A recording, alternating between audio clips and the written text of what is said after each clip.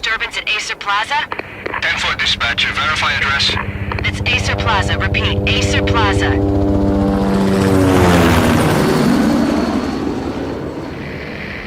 Shots fired on the rooftop. An assault in progress at Acer Plaza. Repeat, an assault in progress.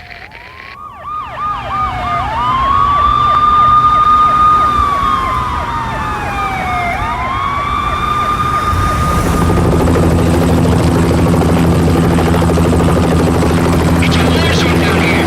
1085 dispatcher, need additional units. Additional units now. Officer in danger. Officer in danger. 10-5, please repeat. 10-5, all units, emergency. Officer in danger, Acer Plaza. Repeat, Acer Plaza, all units. They were all dead. The final gunshot was an exclamation mark to everything that had led to this point. I released my finger from the trigger, and then it was over. To make any kind of sense of it, I need to go back 3 years. Back to the night the pain started.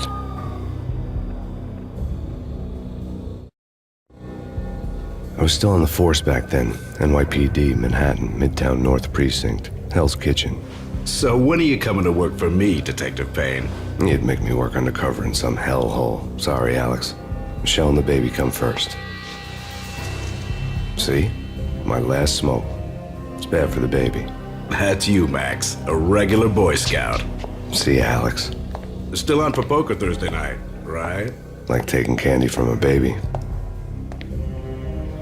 Life was good. The sun setting on a sweet summer's day. Smell of freshly mowed lawns. The sounds of children playing. A house across the river on the Jersey side. Beautiful wife and a baby girl. The American dream come true. Honey, I'm home. But dreams have a nasty habit of going bad when you're not looking. The sun went down with practiced bravado. Twilight crawled across the sky, laden with foreboding.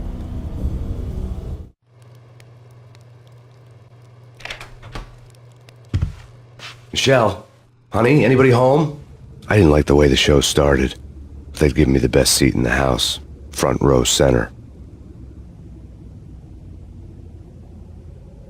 What the hell?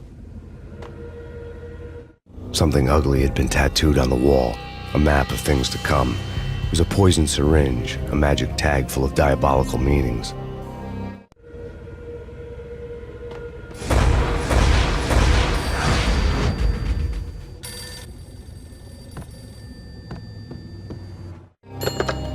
Listen, someone's broken into my house. Call 911. Is this the Payne residence? Yes, someone's broken into my house. They're still here. You have to... Good. I'm afraid I cannot help you. Who is this? Hello?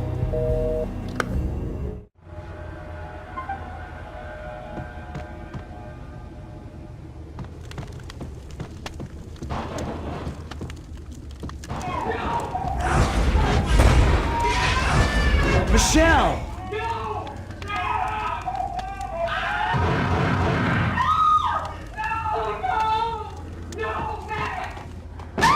Michelle! Please! It's coming. Freeze! NYPD, drop it! Coming! Lieutenant!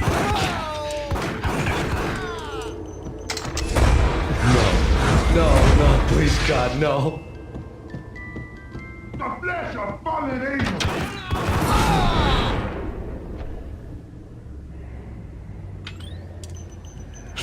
No, God, no, please, Michelle. Oh, baby.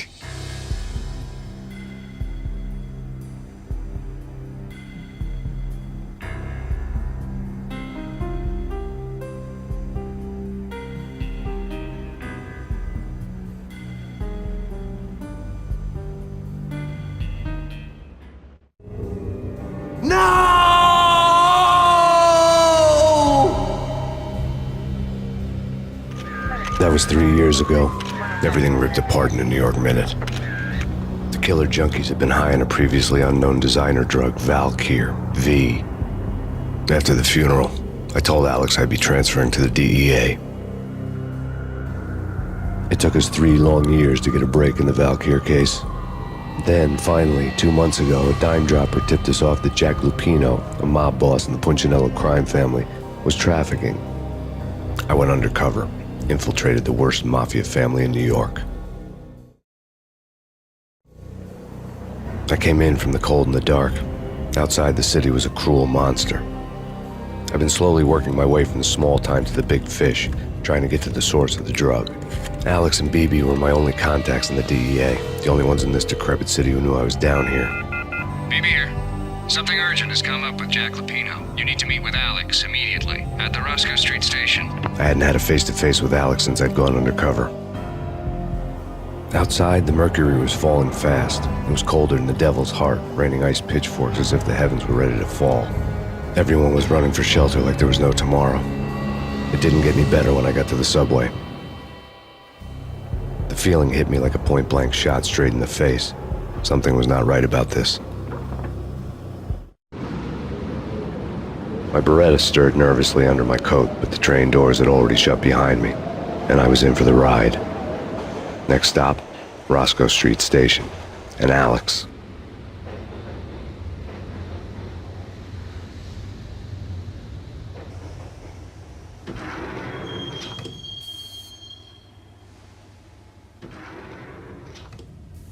The station was drenched in gloom. Alex was a ghost, nowhere to be seen.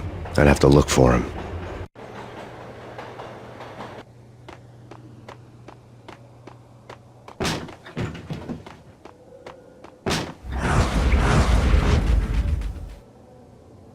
Death was in the air at Roscoe Street. I'd have to find Alex fast.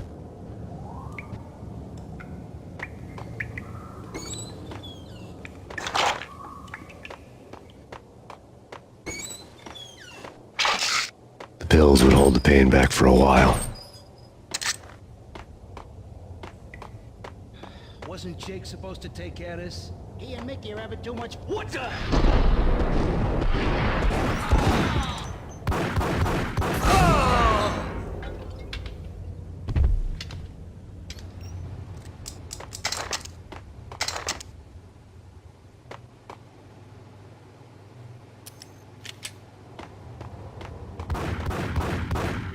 Yeah. What the?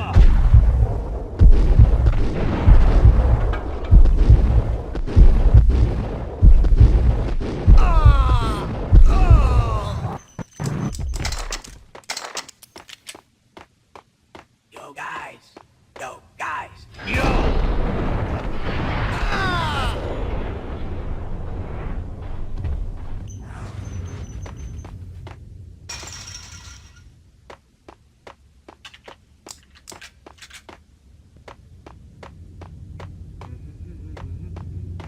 Hey!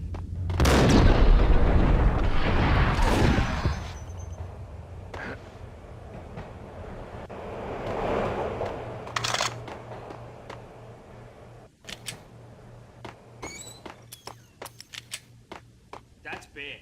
That's big. What the?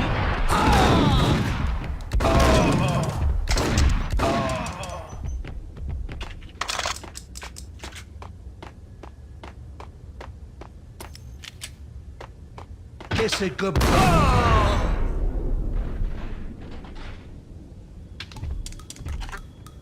You saved me, man. What's going on here? A massacre. These armed thugs just appeared from nowhere. We need to get help. I can make the call from the control room 1 floor up. Can you take me there? Sure, sounds good. Follow me.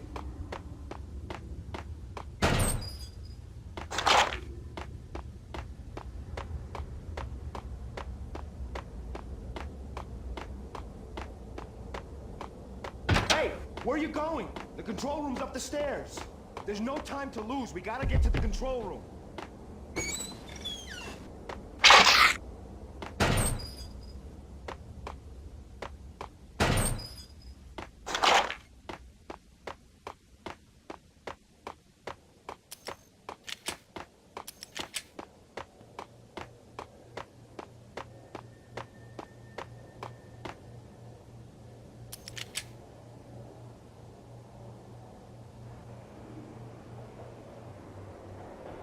Home free. This way. What the? Out!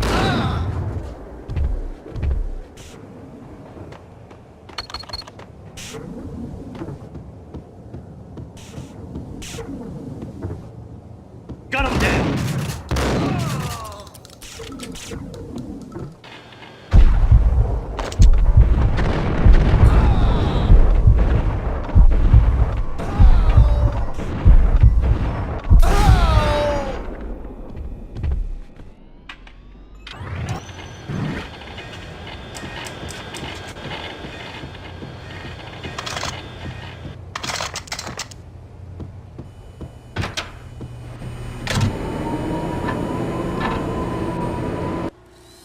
The train lit up like a Christmas tree. The power was back on.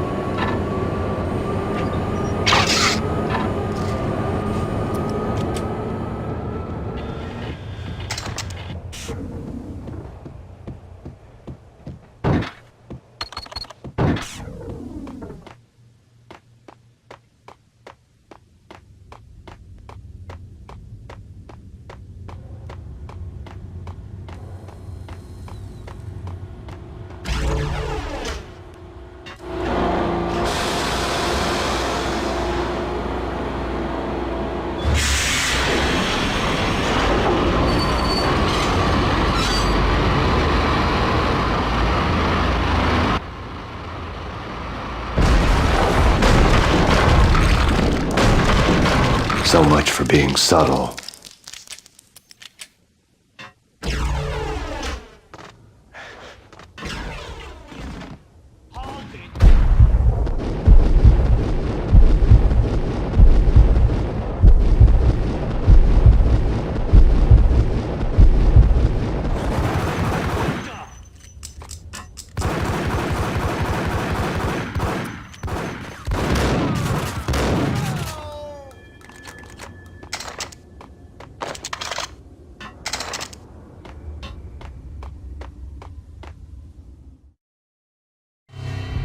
The rusty door led to an abandoned part of the station, closed off since the early 40s.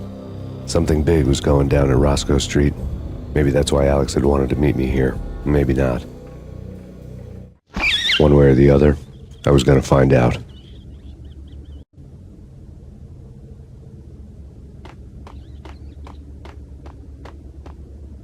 That's big. That's big. You think?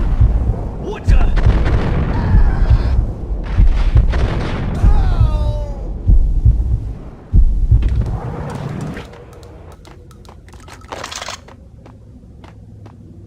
Hey!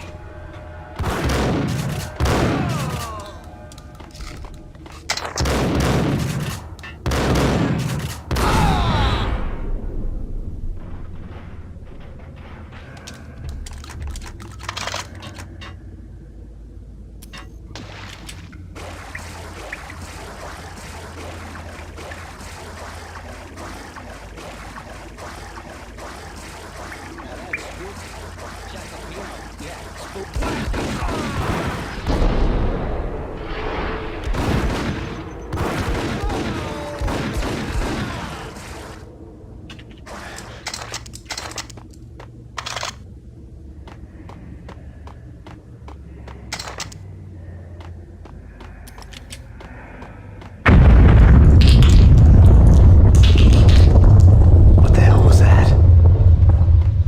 Hold on here. Give me the detonator. Whack him!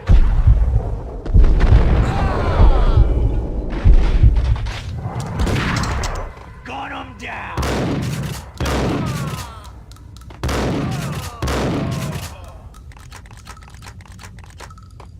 The door had been welded shut ages ago and the bomb was missing a detonator.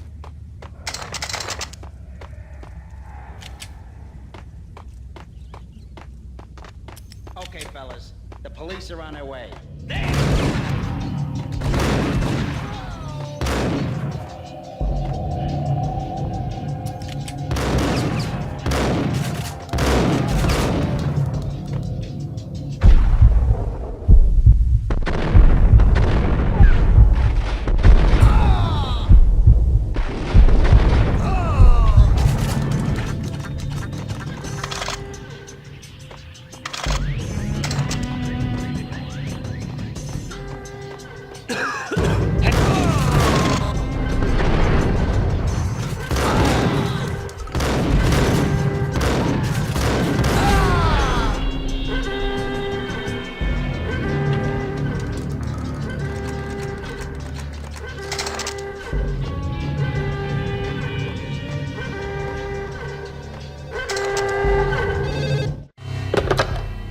now live from the crime scene. Who is this? Right back at you. This is Deputy Chief Jim Bravura from the NYPD. You are to cease your criminal activities and surrender immediately. Sure thing, Jim. Me and the boys have been talking and everyone's real sorry. They'll never do it again. Who the hell is this? Being placed at the scene of a bank robbery wouldn't have tipped the odds in my favor.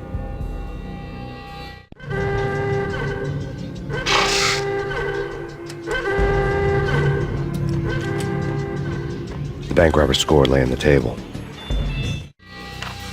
The bank robbers had been after Acer Corporation bonds. The Acer success story had recently been on every channel and on the cover of every magazine.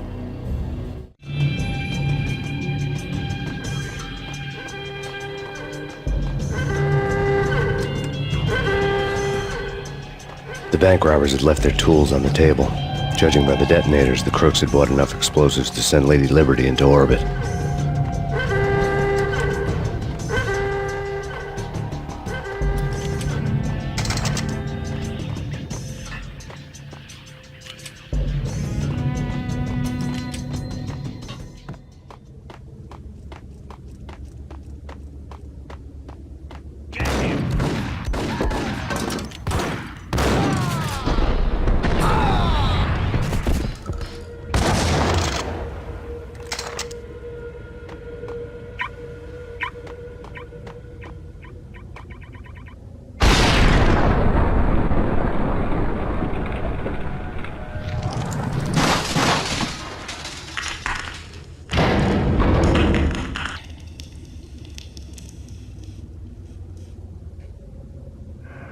Hold it! Max! Jesus, you almost gave me a heart attack! I nearly shot you! Alex, am I glad to see you. What the hell's going on? There are more corpses here than at the city morgue! It's an armed robbery, a tunnel job straight to the Roscoe Bank vault through the old station wall. Is this why? This is Lupino's gig? This is Lupino's doing? Lupino's men? Really? You sure know how to take a place? Can you get through? No, it's locked. We gotta get out of here. If it's Lupino, it's... Alex? Alex! There was nothing I could do. He was dead. I could tell by the empty, accusing stare of his eyes.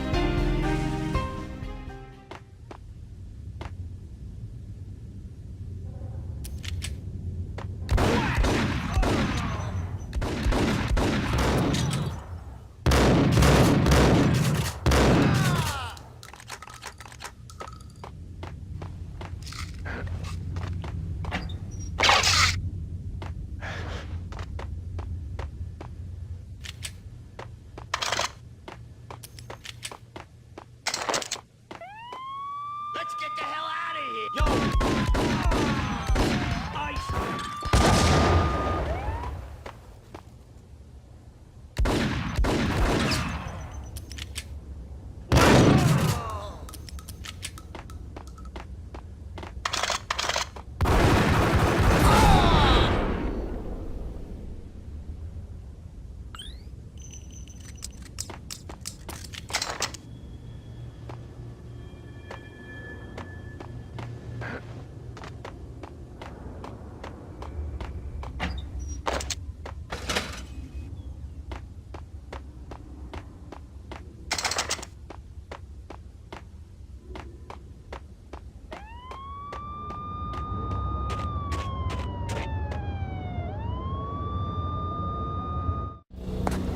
Alex had kept me relatively sane for the past 3 years.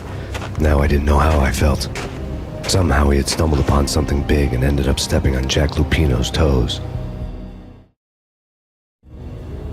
Lupino ran his racket of sex, drugs, and contract killings from a sleazy hotel in a slum block of tenements. The NYPD was closing in. I could hear the sirens. Their wail was a crescendo. Lupino thought he could get us by taking Alex out and leaving me to take the fall for it. All he had gotten was my attention. I went for the hotel first. It was a sad old thing with flickering lamps and faded colors, cheap mobster punks and tired-eyed prostitutes. I walked straight in, playing at Bogart, like I'd done 100 times before. The place was run by a couple of murdering mobsters with shark smiles. The Finito brothers. Ladies and gentlemen, it's the pain in the butt. Pain to the max. You're killing me. Did you make that up yourselves, or you get some wino downstairs to come up with it? Don't answer that. A rhetorical question. I got something for the boss. Lupino around? That kind of depends on who's asking. A friend or a junk squad plan. Don't answer. It's one of them, how do you put it, rhetorical questions. Lupino ain't here, but he said bye. Lupino wasn't in his cheap hotel. Instead, I ran into the Finito brothers.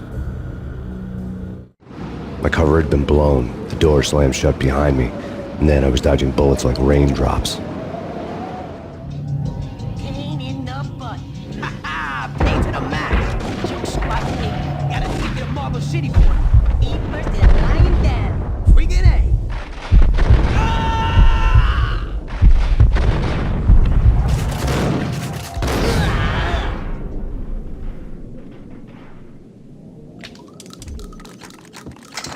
A letter on the desk caught my eye. Bosses! I had met Lupino only once. The gangster ran all his rackets through his right-hand man, Vinny Gagniti. Gagniti was a high-strung whiner on the verge of breaking apart, like an overamped Energizer bunny. He had the brains to run the business, but he lacked the balls, always falling short, taking his frustration out on underage addicts and call girls. The V deal goes down at your hotel. Jack's exact words, quote, "Vinny, you're in charge of this one," unquote. Rico Muerte's coming to see it through. Anything goes wrong and everybody's gonna get dead. Goes double for you. Treat this guy real good. Anything he wants, you give him. Don't screw this up or you're finito, finitos. A V deal meant added security, locked doors, and lots of nervous thugs with itchy trigger fingers. I'd seen nothing coming in, but that didn't mean it hadn't been there. Rico Muerte was a regular Kaiser Soze, a spook story told to keep the apes in line. 313. The Finitos had scribbled Muerte's room number on the note's margin. Everything all right? Bosses? Joey? Vigilio? You all right in there? They're not answering. Call the others. Tell them to come quick. Okay, but we can't wait for them. We gotta go in now. Bosses, we're coming in.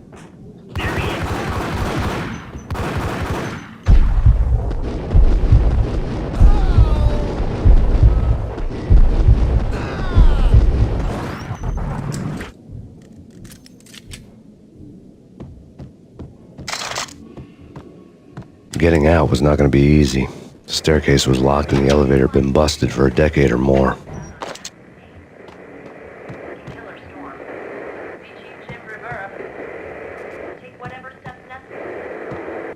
In his press conference today, the mayor stated that Valkyr represents a clear danger to New York and called for drastic actions to eliminate the problem. On today's top story, the Valkyr crisis worsens with the murder of DEA Special Agent Alex Balder. Special Agent Balder had been shot repeatedly from a point-blank range. The gunman has been identified as Max Payne. The noose is sure to tighten around this fugitive criminal as more NYPD units join the search to apprehend him. I had just gotten my 15 minutes of fame.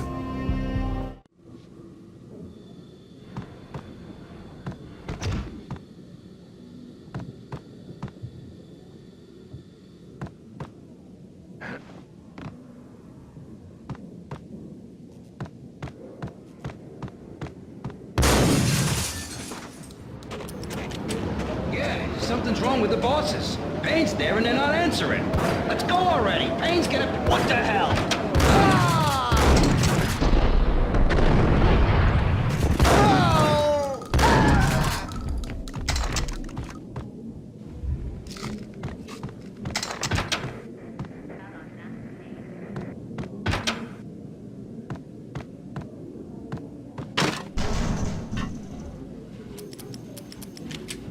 What the hell?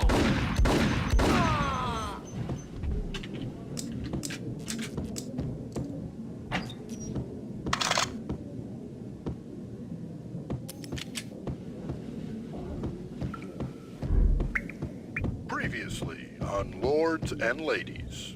Lady Amelia, Marquis Valentine asks for Hey! audience. Thank you, Lawrence. My lord. And now, an all-new episode of Lords and Ladies, brought to you in part by Acer Corporation.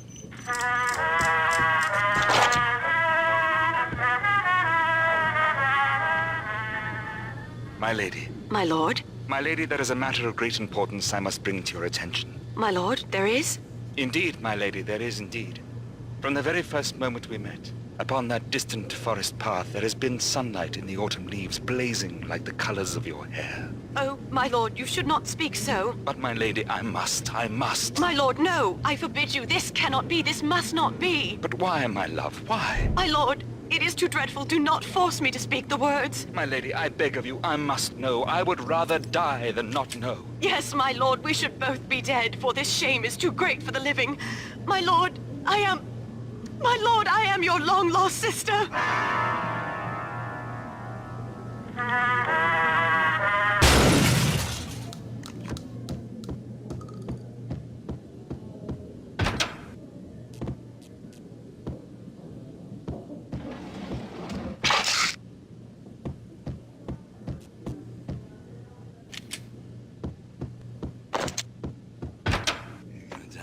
V-head junkies could go off without a warning. I had to be careful.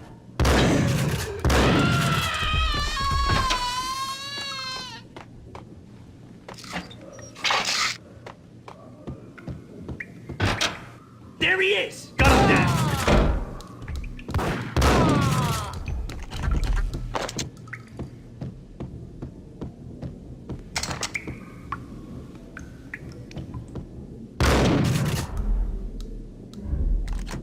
Piece of crap! Ooh, careful. It might... Ice!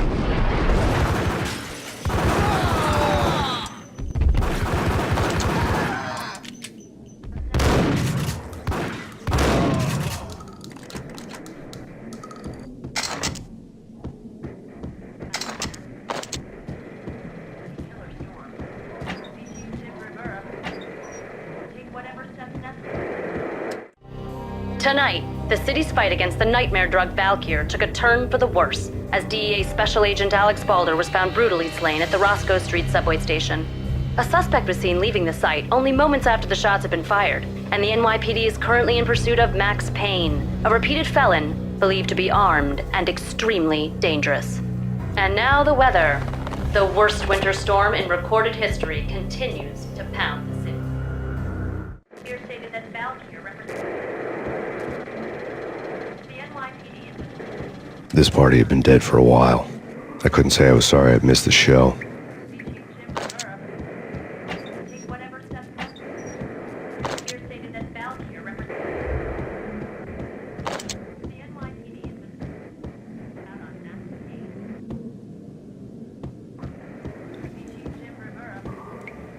I think I died. I think I'm dead.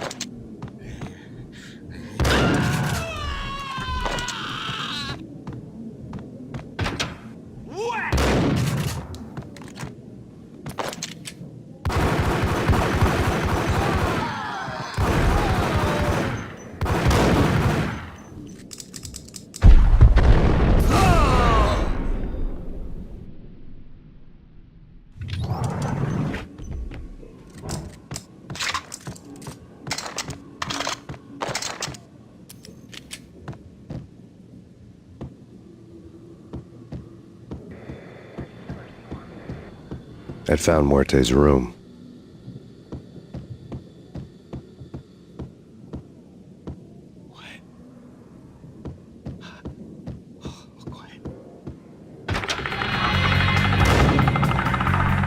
Muerte had received a letter. Our investigation had turned up nothing to link Angelo Punchinello, the head of the Punchinello family, to Valkyr. All tracks had ended with Jack Lupino. The letter in Muerte's room was signed by the Don himself. It was the first hint that the Kingpin knew what was brewing inside his syndicate. The trouble you got into after the Chicago screw-up. The Punchinello family bailed you out. You have been waiting for a chance to pay us back. One of our trusted boys has a monkey the size of King Kong on his back. We need your special skills for backup on a major deal. Collecting evidence had gotten old a few hundred bullets back. I was already so far past the point of no return I couldn't even remember what it looked like when I had passed it.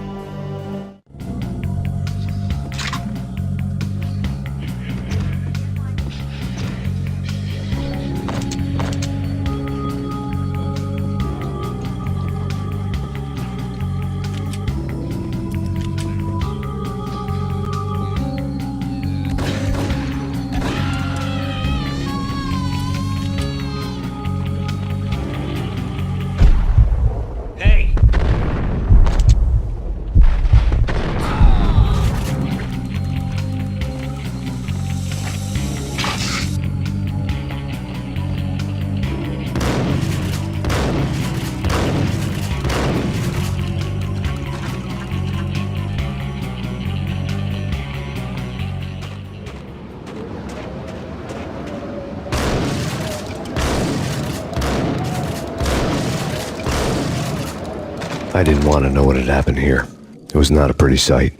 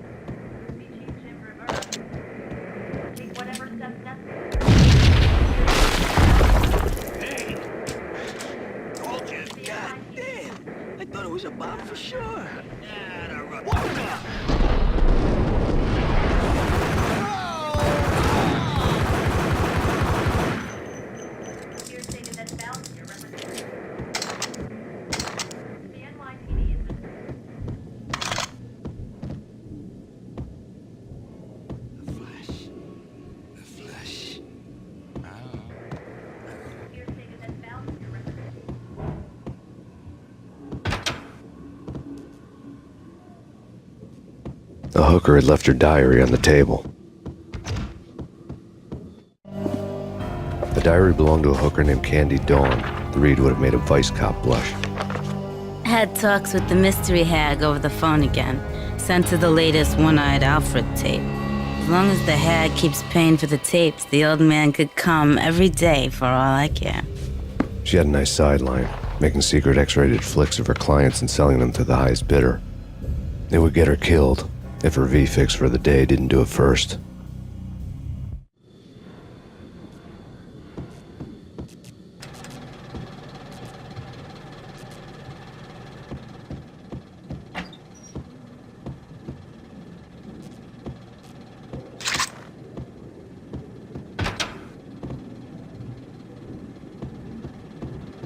What the hell? Tim, go get him. No, wait, you go get him. You go and get him.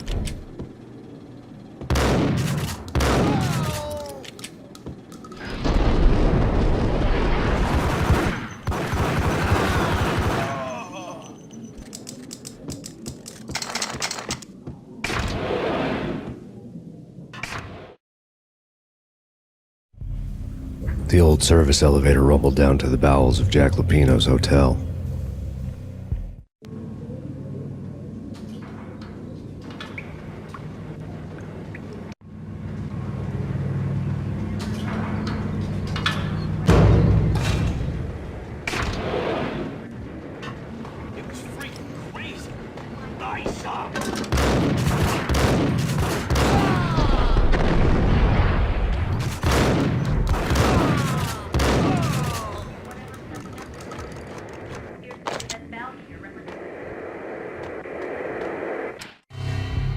A winter storm warning is in effect in the whole tri-state area, as both freezing rain and heavy snowfall continue. Many roadways are already closed, and people are advised to stay indoors. The severe blizzard has ravaged New York for 3 days now, with no end in sight. We'd been snowed from the start in the Valkyr case. The forecast said there was plenty more where that had come from. But the snowbound city was on my side. Less chance of innocent bystanders getting caught in the crossfire.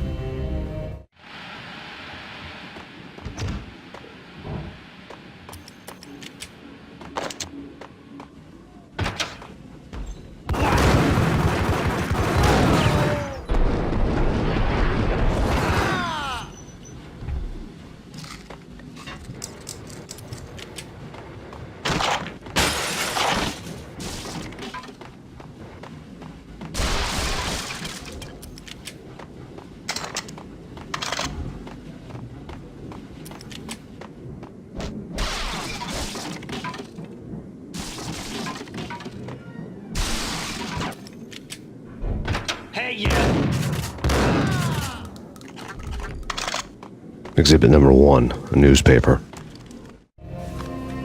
A dead man tied to a chair lay on the boiler room floor. Captain Baseball Bat Boy has an unbeatable track record in superhero death matches. But a 6-pack of root beer gets me every time.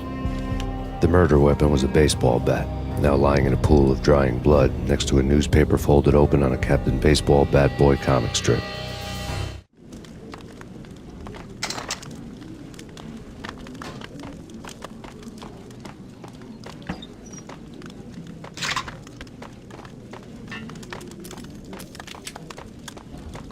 Take vampire movies. Why are they always set in LA or Mexico? They can't even get into the black.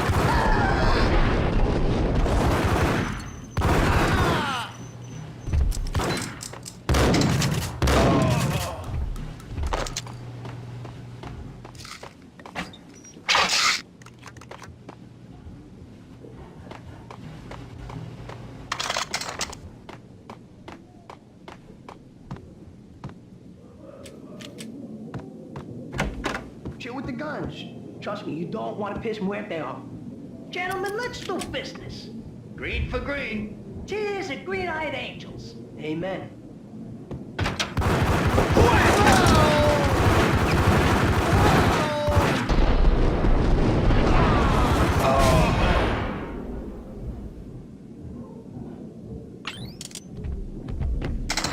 A lifetime ago, this would have gone down as a narcotics arrest.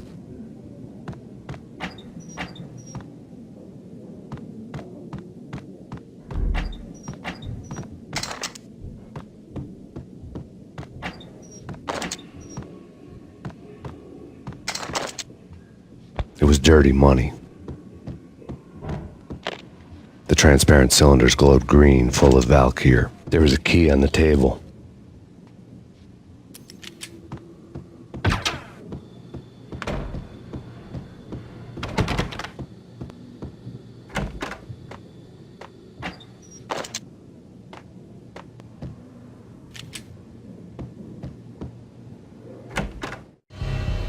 Two mad dog killers, ready to murder each other. They step into the next room, and I'm thinking, now they're gonna do it. But no. They sit down in front of a TV and solve their differences with a kung fu fighting video game.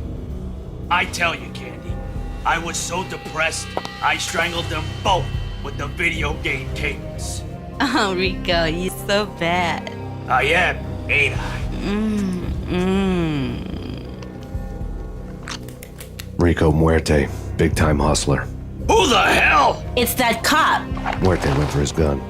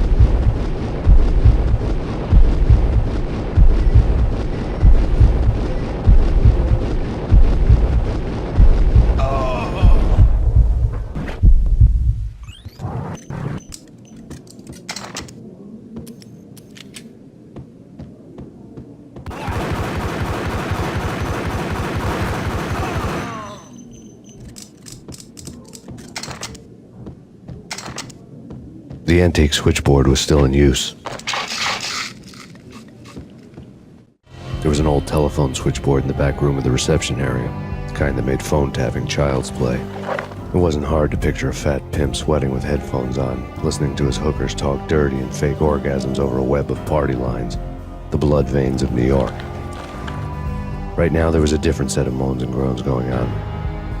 Boss, Corneli, this is Max Payne. He came, started capping us. He killed... Are you freaking kidding me? He's just one lousy cop. You better be freaking kidding me. Whack him. What's the freaking problem? Hello? Answer me. Hello? The word was out. A deadly virus released into the city's corrupt circulatory system. Something wicked this way comes. Max Payne at large.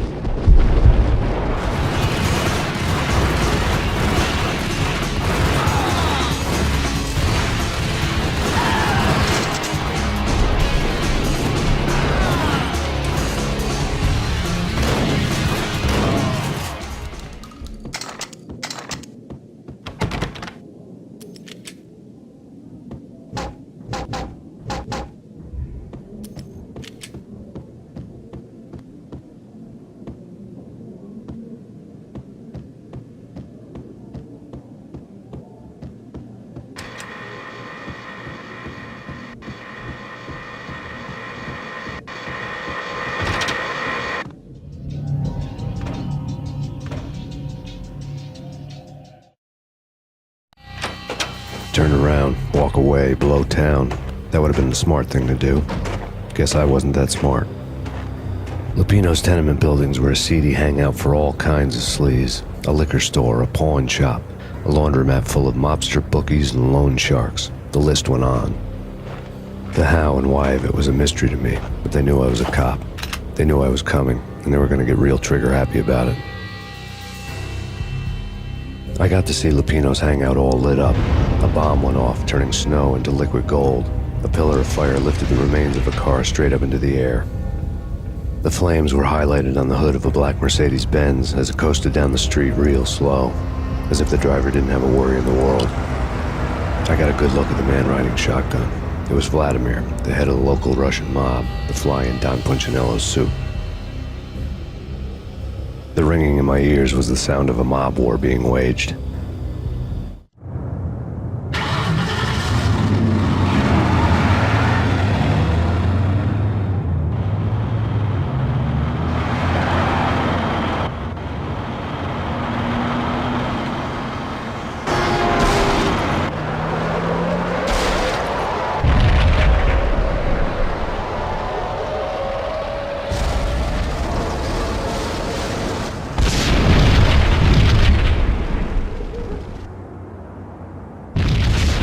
Another bomb exploded inside the closest slum building. It was a lucky break.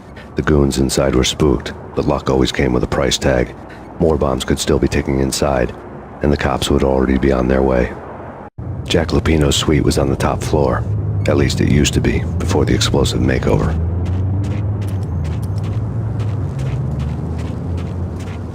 I don't know, man. I don't know about this. Quit worrying, man. Think of it as Christmas. Yo!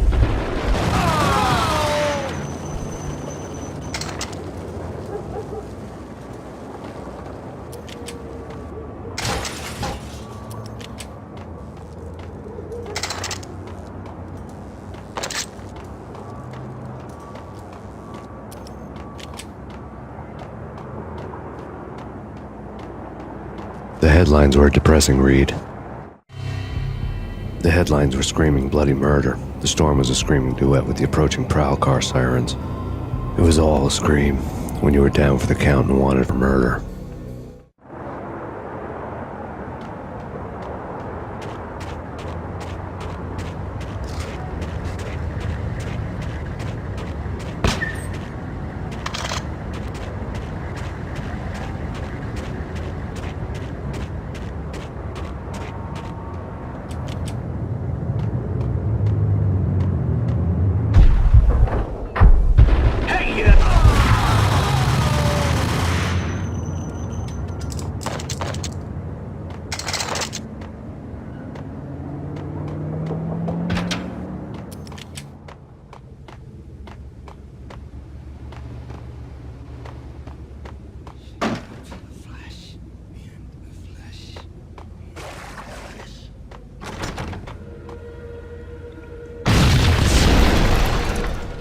The whole building was rigged with explosives.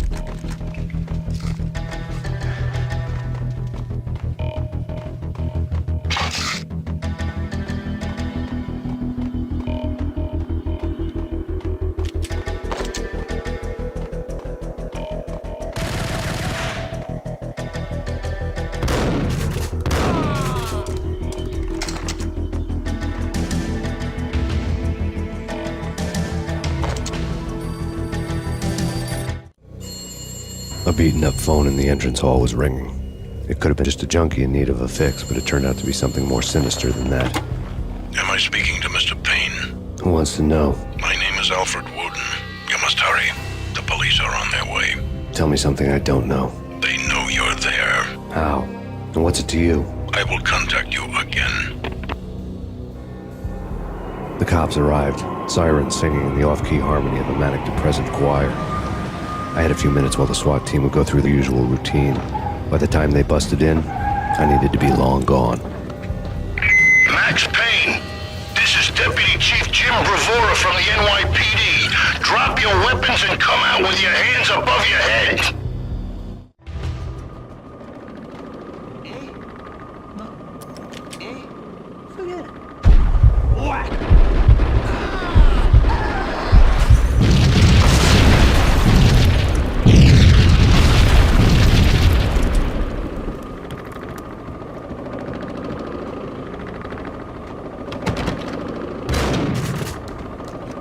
Someone had left a letter on the counter. Suddenly it all made sense. The bombs, the Russian mob boss making an appearance in person. Gognitti was his usual self, all talk and no walk. After our hit, the Russian has only a couple of guns left and they can be bought. There's no freaking way he has the guts to try anything after that. As it turned out, the Russian had plenty of guts. One thing you could count on, you push a man too far and sooner or later he'd start pushing back. There was a key on the shelf. Put your hands where I can see them.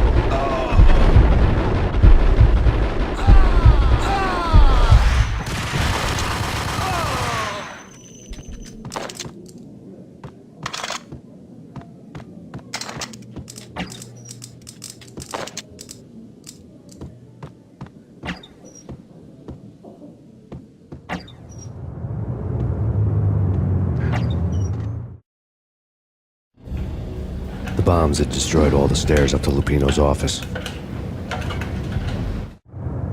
The alternate route led there by way of adjoining rooftops.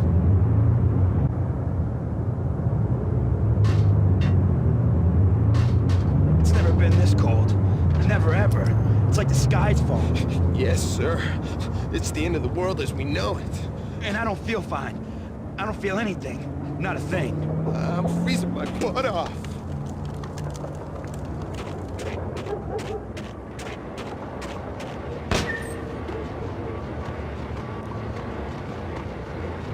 To get to the roof, I'd need to get to the elevator through the locked door up ahead. Pizza delivery. Never seen you before. Buzz off, Joker.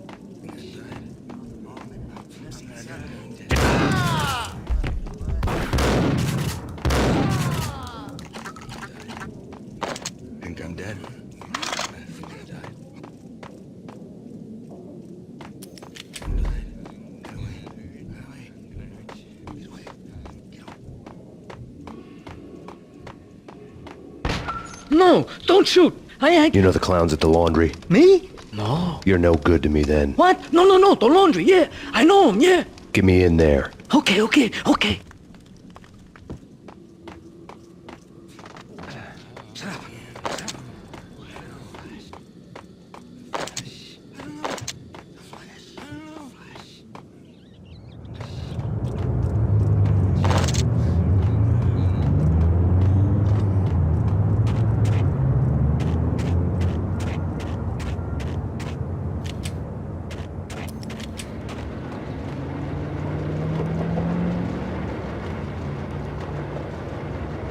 It's me. Open up. Let me in, quick. Not so fast.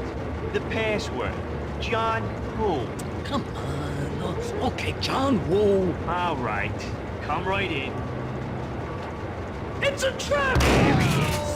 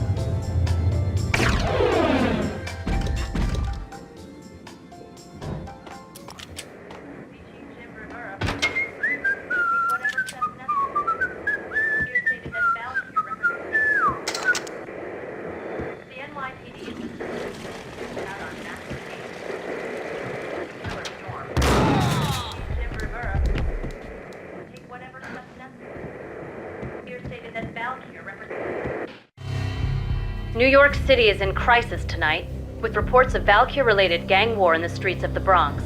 Apparently, Max Payne, wanted for questioning in connection with the slaying of a DEA special agent earlier tonight, is waging a one-man war against his former partners in crime. Among the listed casualties so far are notorious mafia members Joey and Virgilio Finito, as well as Rico Muerte, himself a fugitive from the law, and a suspect for several murders in the Chicago area. The NYPD has been placed on full alert. A citywide APB has been put out on Max Payne. Deputy Chief Jim Bravura has promised to take whatever steps necessary to bring him to justice. What those steps may be remains to be seen. For NYCNN TV News, this is Kira Silver.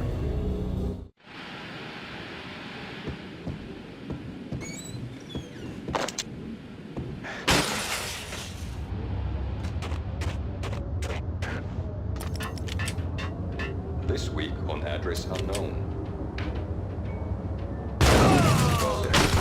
It's the last place I've been. That's where I was in Only, it's not me talking to the pink flamingo, but someone who looks the part down to the finest detail. Except that he's evil. I'm hiding in the shadows, watching it all unfold. The flamingo speaks. You can speak here. It says, "Mirrors are more fun than television." That's, mirrors are more fun than television. Somehow I know this, just don't ask me how. And I, not me, but my double, nods and smirks at this like it was the funniest thing in the world. And then something goes wrong, and suddenly they know I'm there, hiding behind them, and they both turn to look at me with cold eyes. And the flamingo speaks again.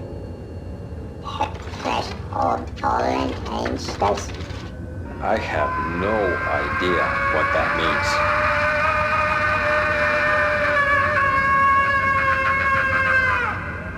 And that's when I always wake up to my own screen, in that brightly lit white hospital room, strapped to my bed.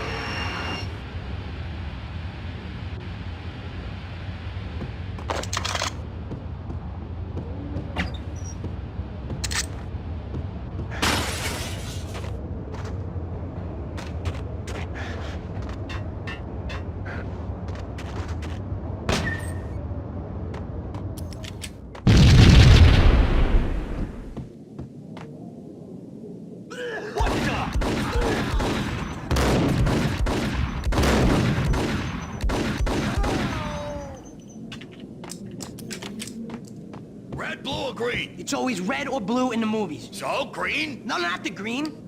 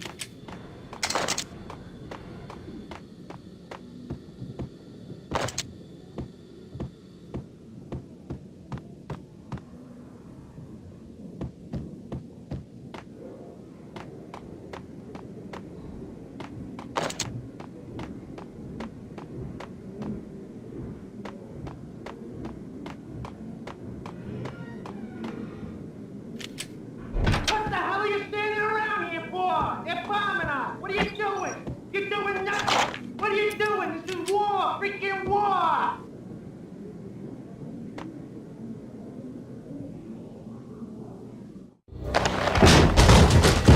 Vinny got needy.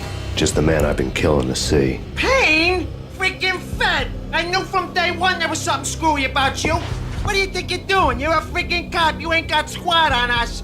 You can't just come in here waving your piece like it meant something. Yeah! Oh my God! Oh God, you shot me! Ah! You're dead, Payne! What the hell are you waiting for, you apes? Kill him! Kill him! With pleasure, boss. Gognitti bailed. I made like Chow Yun Fat.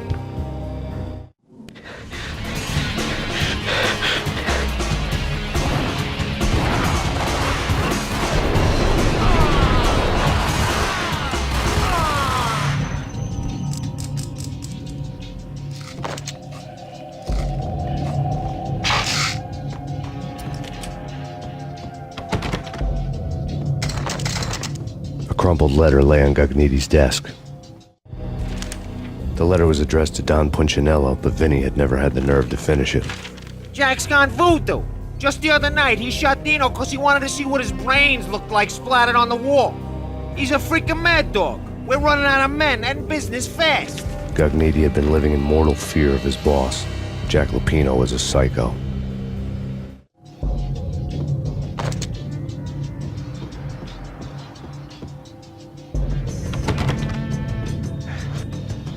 Vinny Gognitti was running scared. He could run, but with a bullet in his stomach like a broken bottle of Tabasco, he was quickly running out of time. He knew where his boss was, and I wanted to square things up with Jack Lupino. Gognitti would be moving fast. I don't know about angels, but it's fear that gives men wings.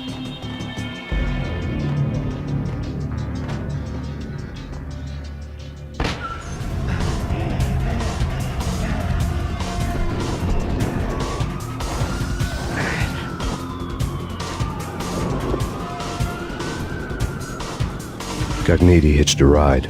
To catch him, I'd have to follow his lead.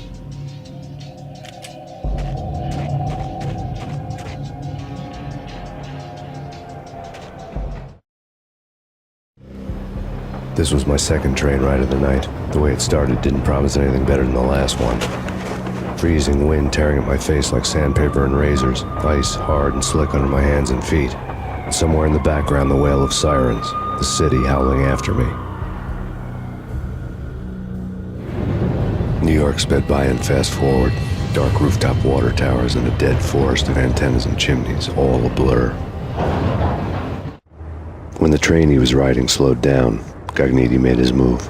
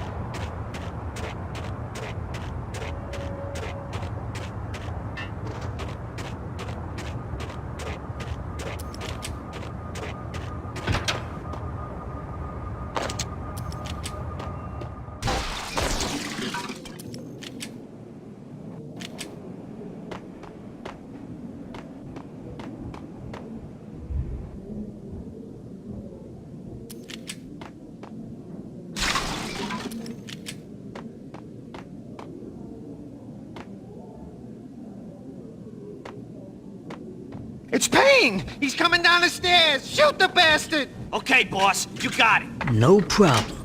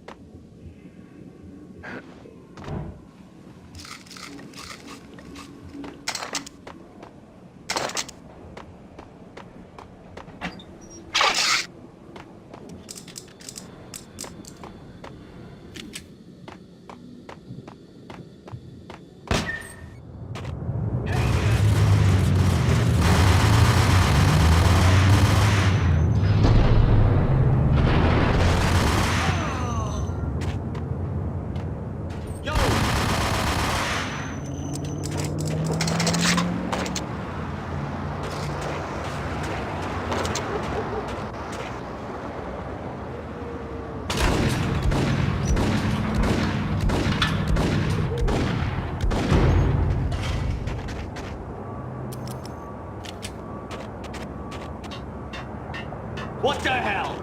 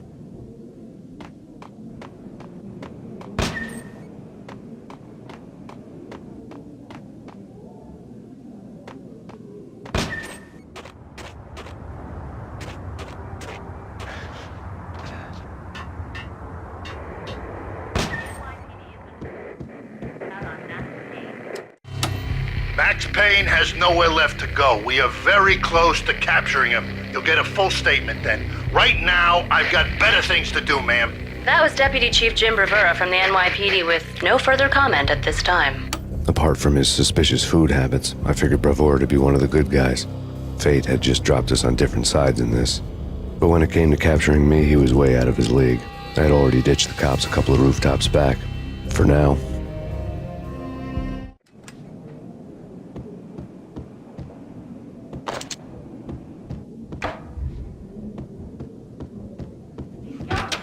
I can hear him. Ready? Point it at the door. Okay, this is it. Any moment now, Payne's gonna bust through that door with murder in his eye. It's either him or us. I, for one, am gonna pump the SOB so full of lead, they'll need a forklift to carry the coffin to the grave.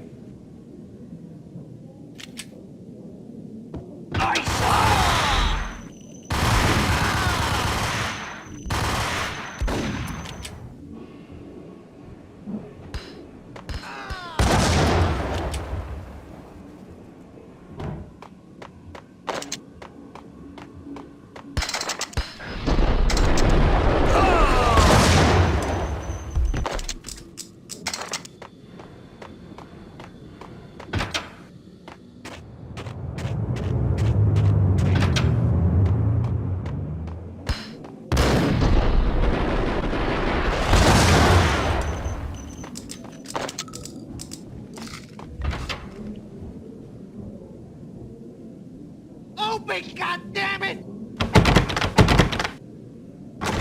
Payne! I'll kill you, you lousy freaking cop!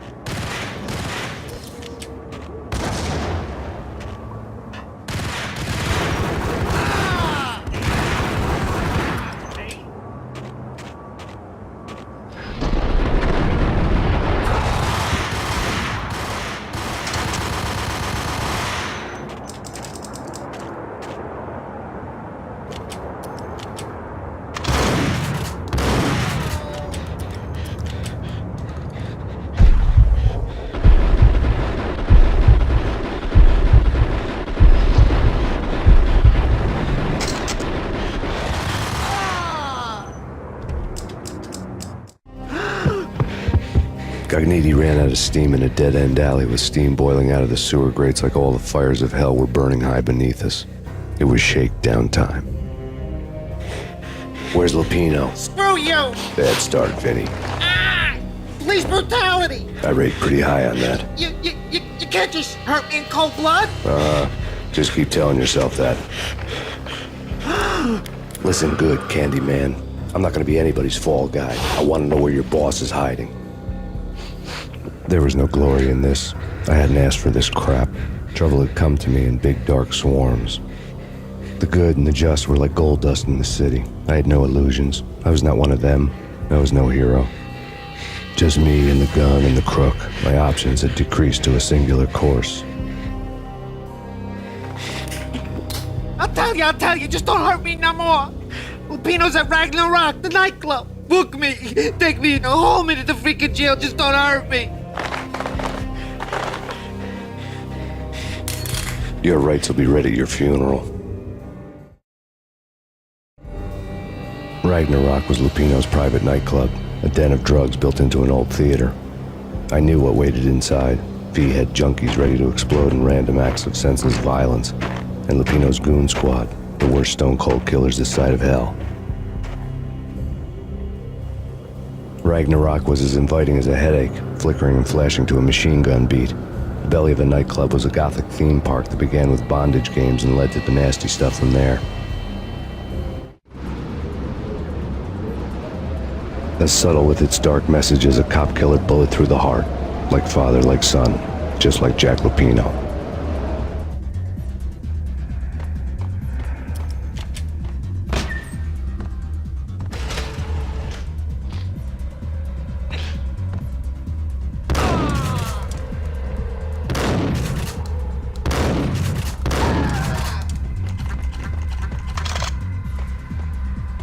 The book had never been a bestseller.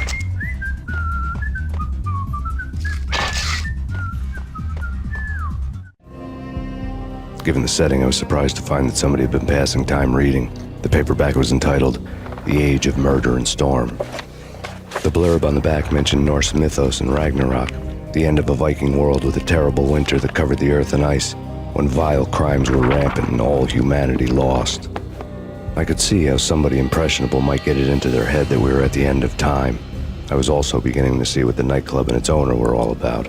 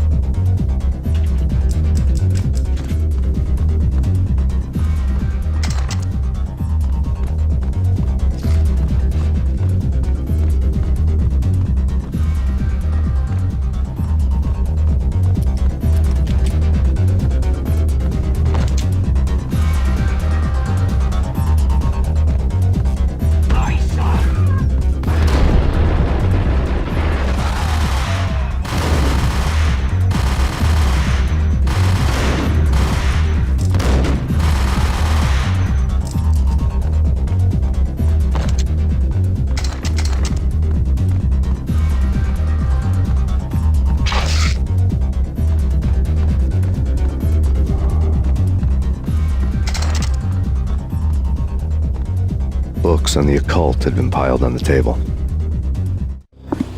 The room was stacked with light reading, such as Necronomicon, Witchcraft, and Paradise Lost. Old exotic titles like Malleus Maleficarum and De Umbrarum Reini Novum Portus. Books with pentagrams on their covers, all dealing with the occult and the infernal, lying between stacks of horror videos and a couple of Ouija boards. The only thing I could take seriously was the thought of Lupino taking it seriously. He had been spending a lot of time getting intimate with the guy downstairs.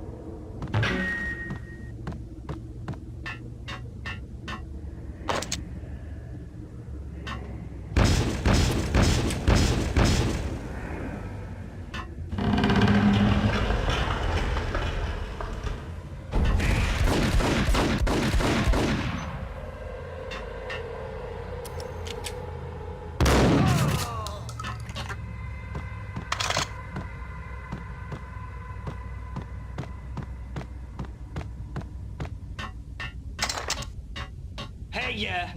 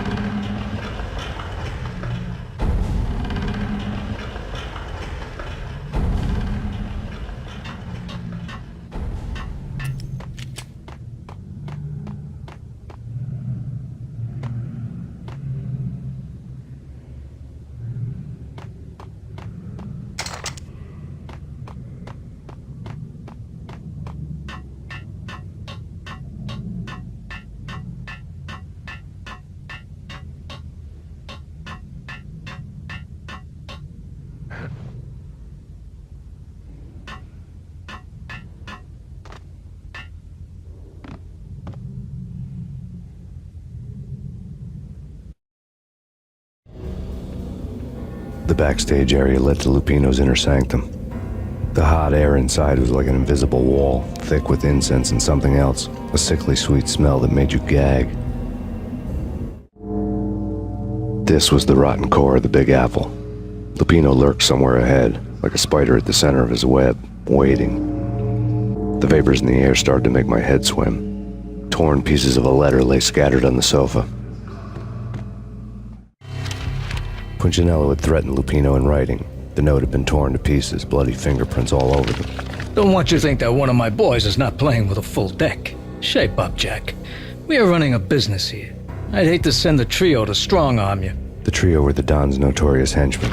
It was obvious that Lupino hadn't been intimidated by the threat.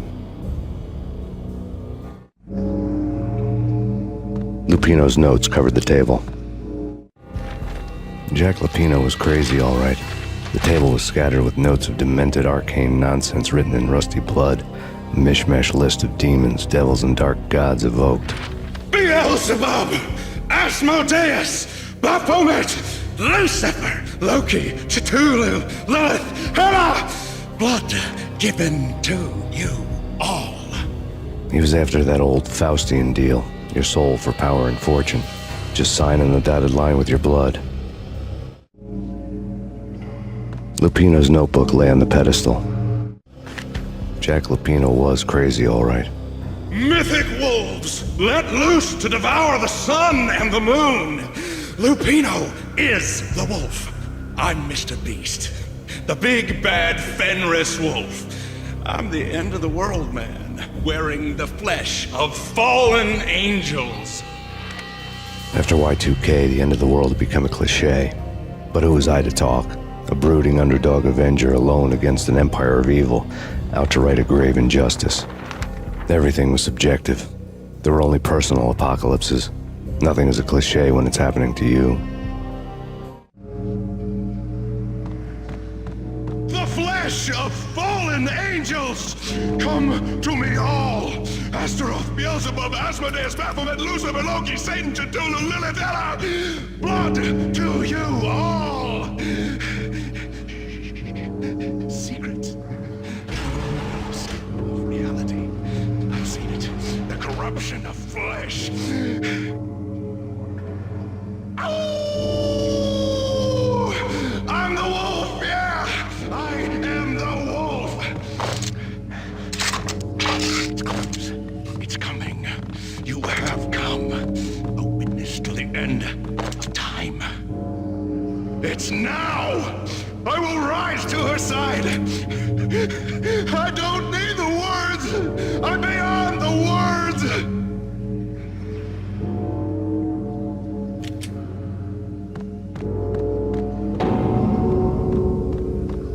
Hey, yeah.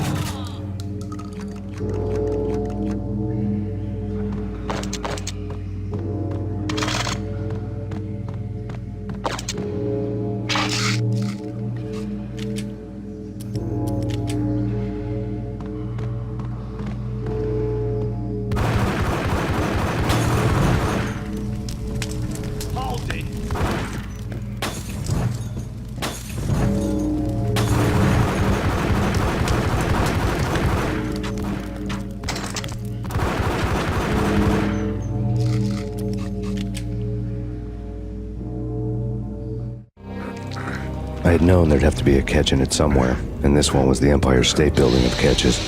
Lupino was pumped up and dying to go 15 rounds with a mutant alligator. And then he started this spooky monkey talk, straight from a bad dream. Mine. I have tasted the flesh of fallen angels. I've tasted the devil's green blood. It runs in my veins. I've seen beyond a world of skin, the architecture of blood and bow and arrow.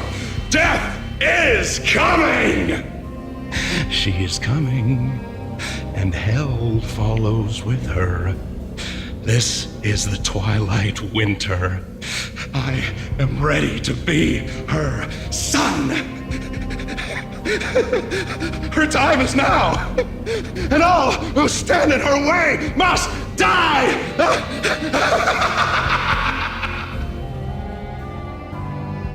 Die! You'll die! You'll die! Now! All die!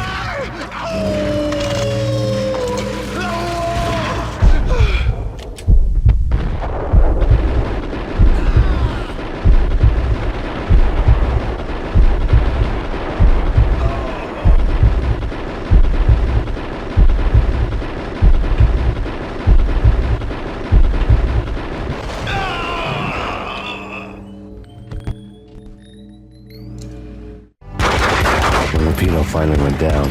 I wanted to make real sure he'd stay that way. V was a bad monster. Turned them into friggin' zombie demons from outer space. I think he's dead already. Huh? And that's when it happened. But dead or not, you've got the wrong guy. In stepped this knockout femme fatale holding a gun to my face. I returned the favor.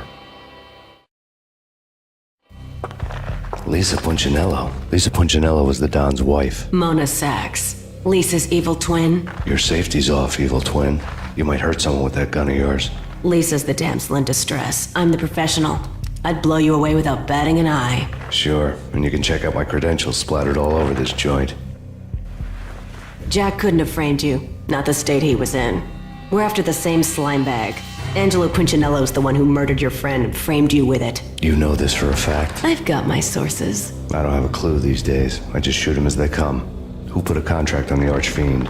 This one's mine. I hate the guts of that sadistic wife-beater. Why not pool our bullets for this one? I thought you'd never ask. My finger was starting to twitch. How do you like your whiskey? I'm easy, as long as you don't try to slip me a Mickey. You're a real angel, Max. It was good stuff. Tasted sweet as honey going down. Nothing personal. Can't risk you going berserk and getting Lisa killed.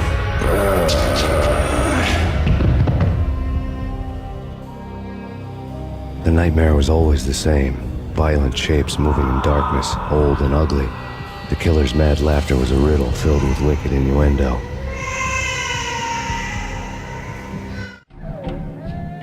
Somewhere, the baby was crying.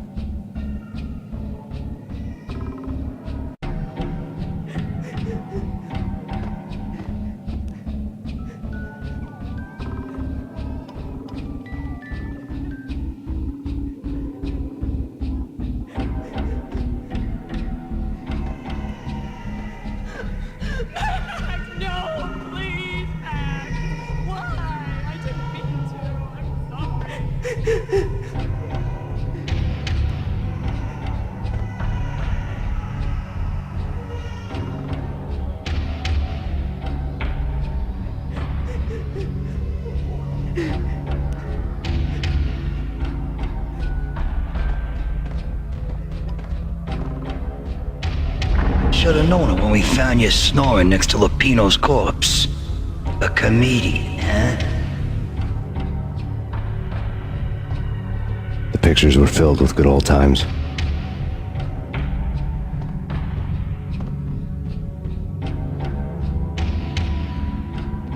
Michelle looked at me from the photo.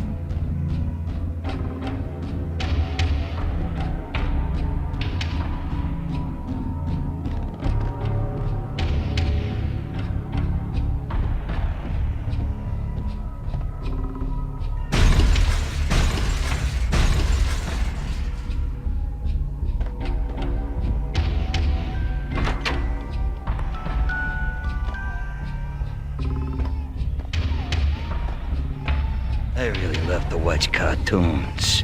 Captain Baseball Bat Boy's my favorite.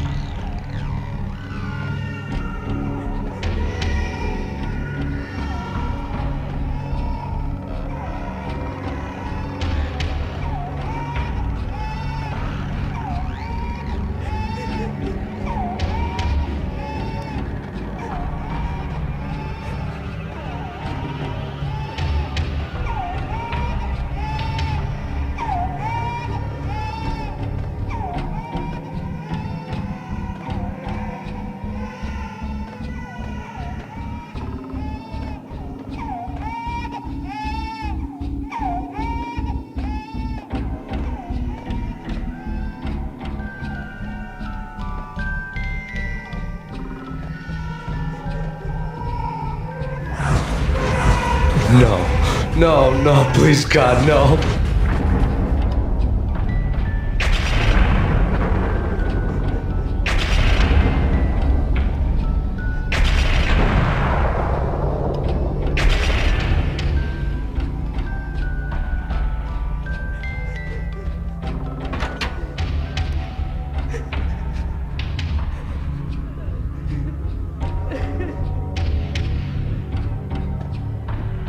Slice them, dice them, shoot them full of holes, blow them to bits, vaporize them, disintegrate them.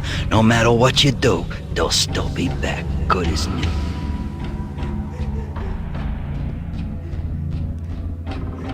Michelle's diary lay on the table. Michelle was working part-time in the district attorney's office.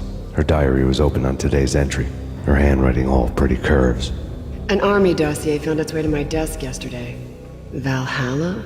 Isn't that a Norse myth? Something about Vikings? I tried to tell Max about it, but he was busy, that cute frown on his brow. Guess it's nothing, just a mix-up at the courier service. From now on, I would always find time for her. It was a hollow promise. Too little, too late.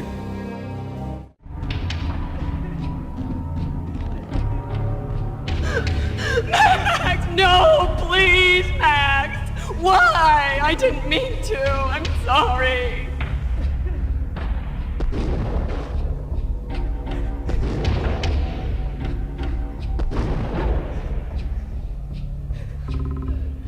Murderer! You killed her! Nothing like that ever happens in the real world.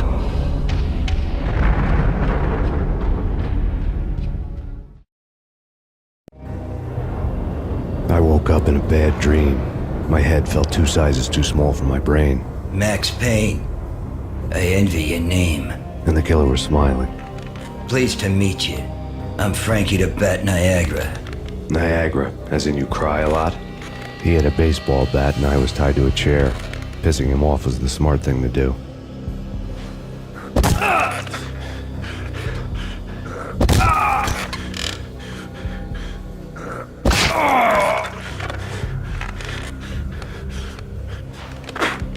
Nothing wrong with a little laugh now and then. Take me, for example. I love to watch cartoons. Cartoon violence is a fascinating thing. Let's take a break. I need to take a leak and maybe grab a cold one at the bar. Don't worry. I'll be back to finish this off. And then, It's checkout time. You play, you pay, you bastard. He swaggered out, and the door clanged shut behind him, locks clicking into place. Everyone makes mistakes. Mine hadn't been to crack jokes about the goon with the bat. He'd have cracked my skull regardless.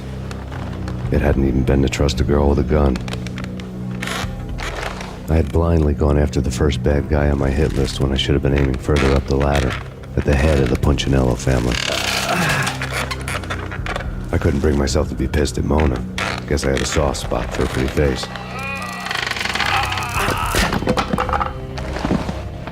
But when somebody decides to play baseball with your head, you tend to get sore.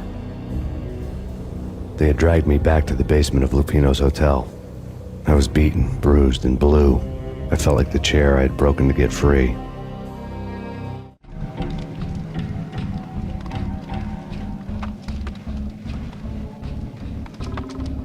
All I had was Niagara's bat, sticky with my own blood.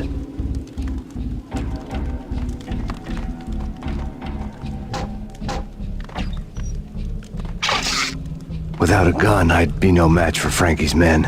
I'd have to play hide and seek with them.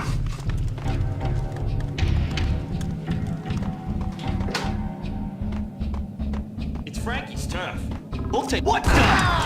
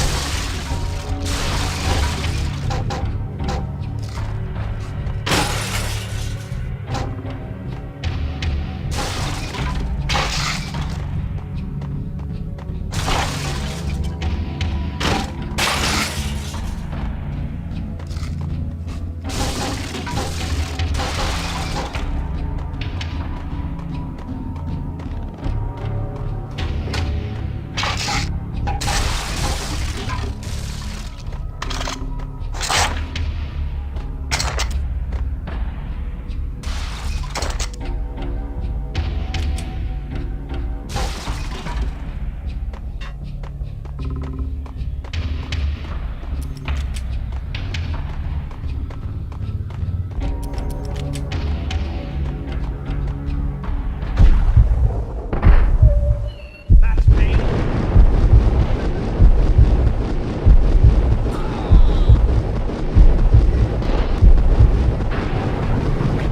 Another newspaper caption for a murder scene.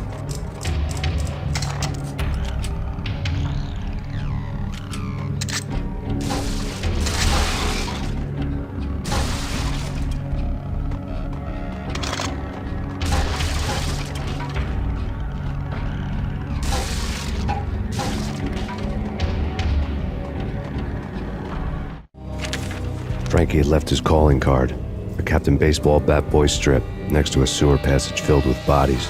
You'd better not mess with Captain Baseball Bat Boy. Even my archenemy, Bicycle Helmet Girl, swoons at the sight of me. Aha! There were enough corpses to put a mass murderer to shame.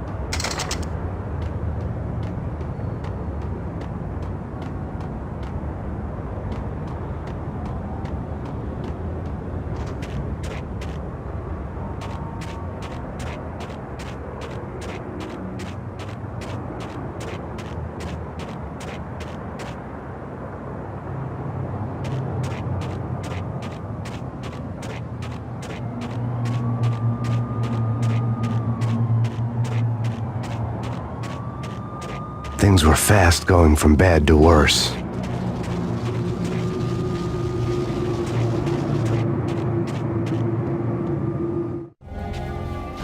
The men in blue had come and gone. They had decorated the place with chalk outlines and tied it together with yellow tape. The cops who had stayed behind were dead. Frankie, his boys, and I had the place all for ourselves.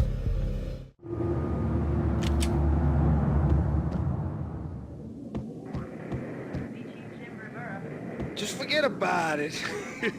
Just forget about it. Hey, just forget about it. That crazy witch, you should have heard her. She was a real scream when the boys caught her trying to cap the Don. Oh, that's friggin' bad. To the trio? That's even worse than what Frankie's doing to that poor bastard downstairs. She's gonna take a long time to die. The mobster muscle on the phone was talking about Mona. Punchinello's trio were nothing but bad news.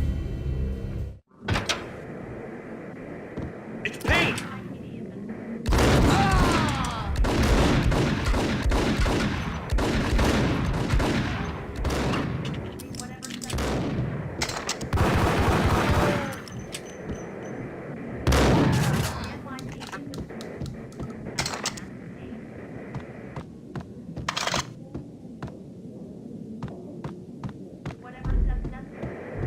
More evidence that Punchinello didn't like me much.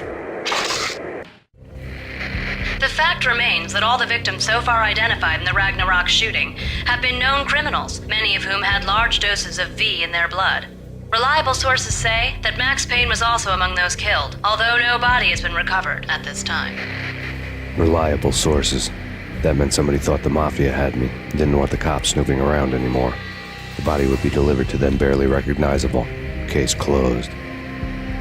Don Punchinello had the power to be that reliable source, which was no news. But his news was old news. Framing me hadn't been enough. Don Punchinello had put a hit on me. He wanted me dead, and it had been important enough for him to give written instructions to Frankie about it. Max Payne should die like a dog for the trouble he's caused. Frankie, I know I can trust you to give this matter the dedication it needs.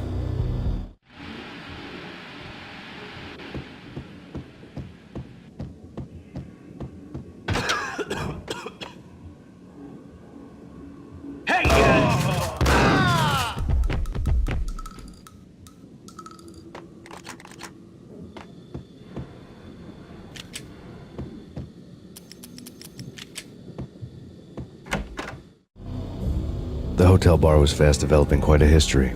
True to his words, Frankie was there, having a beer. Jesus Christ. How the hell did you get loose? Got bored waiting. Thought, what the hell, we could just as well finish this here.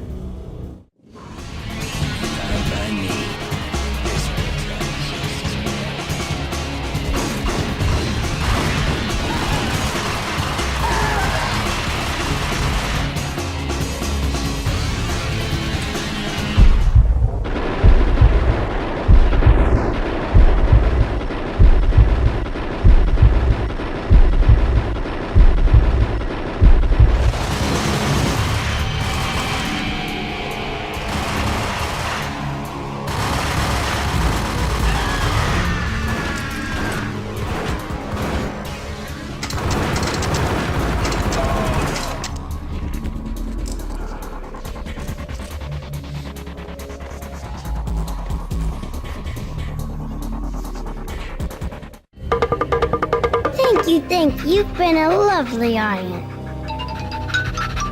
Had enough? I don't play with girls anyway. Unfair!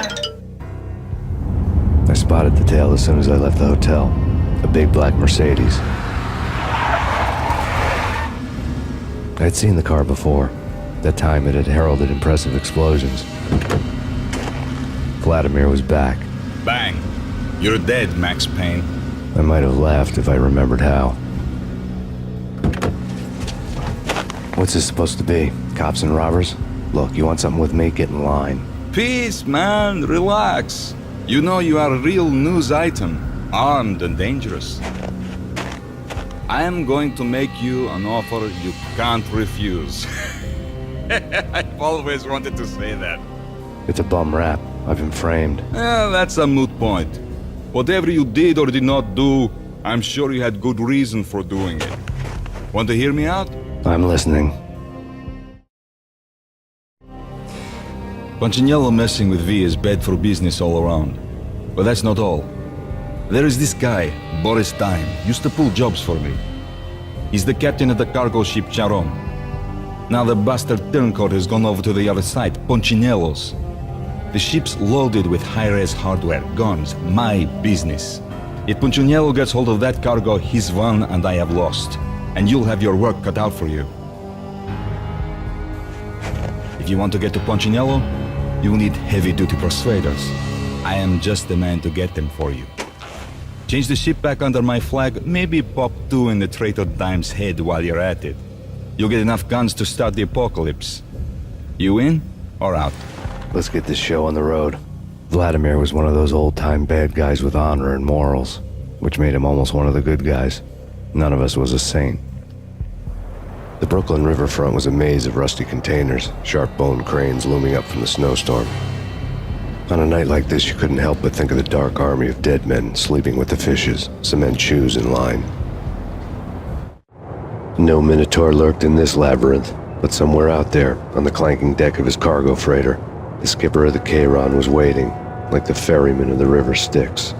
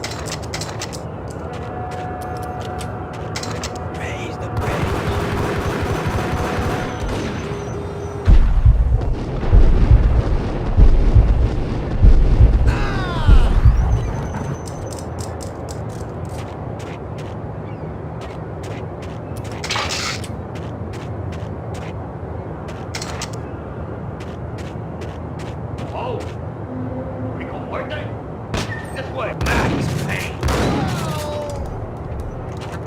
I doubted the letter was a receipt.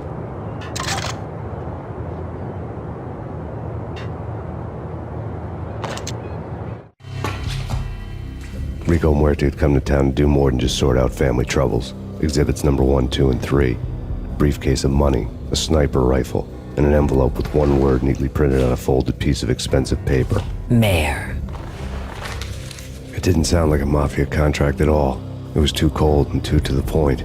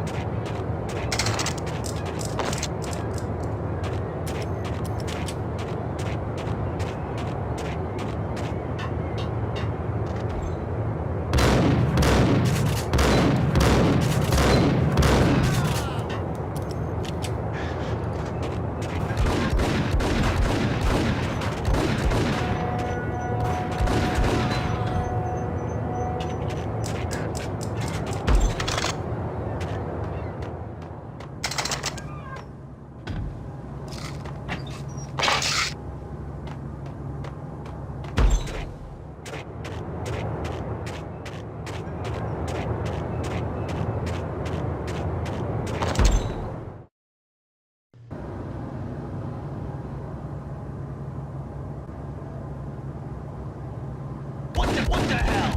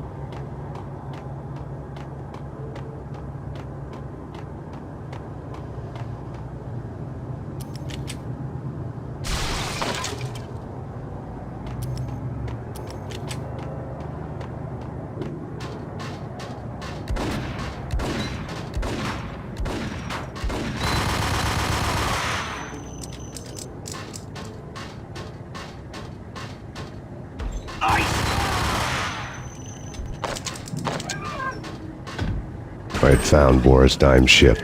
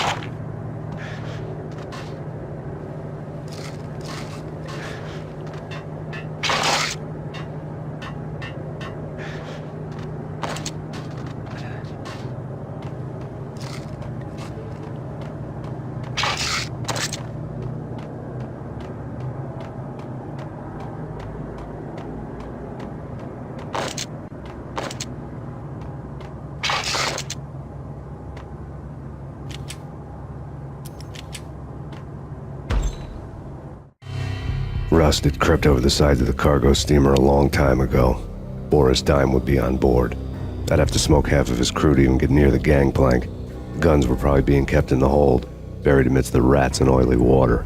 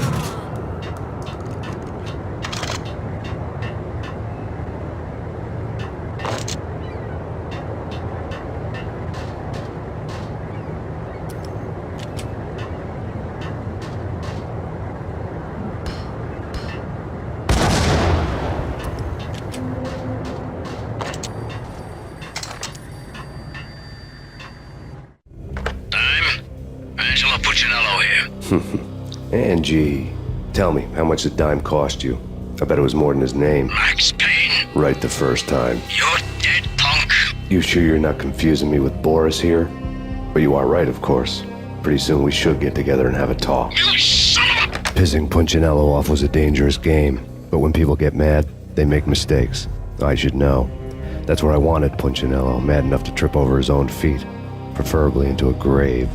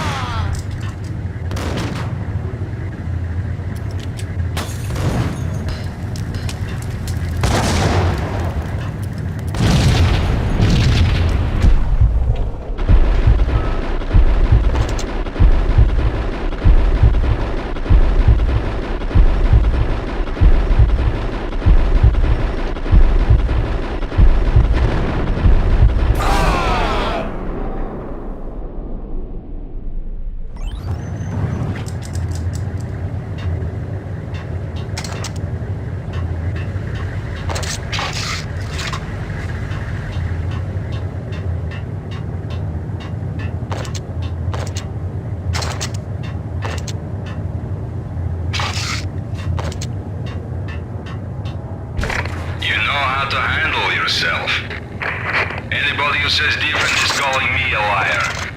Glad of you here. Collect all the guns and ammo you want. Meet me on the bridge afterwards.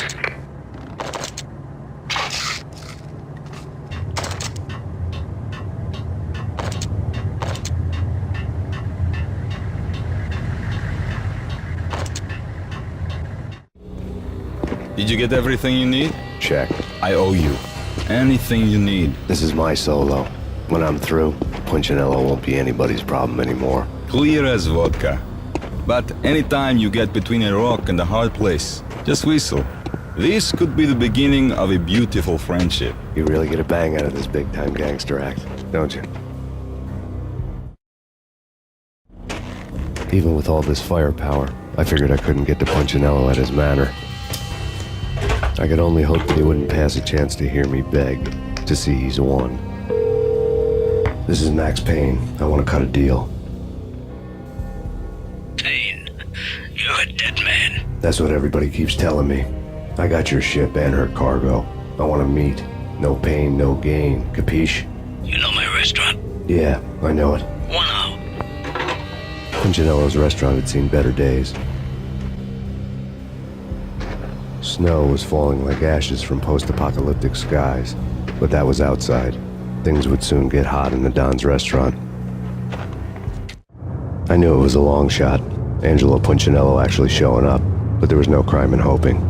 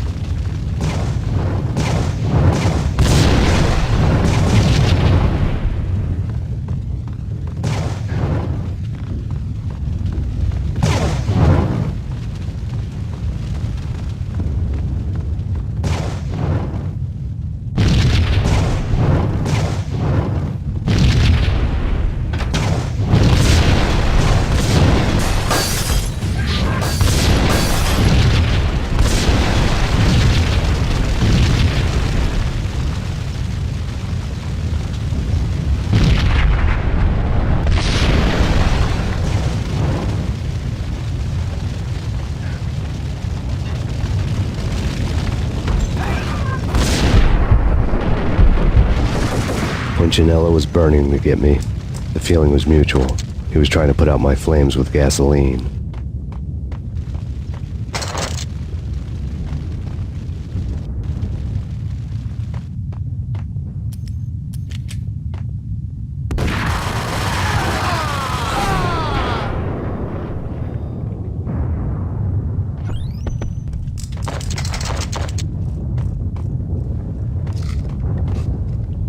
The mobsters have been guarding a real treasure.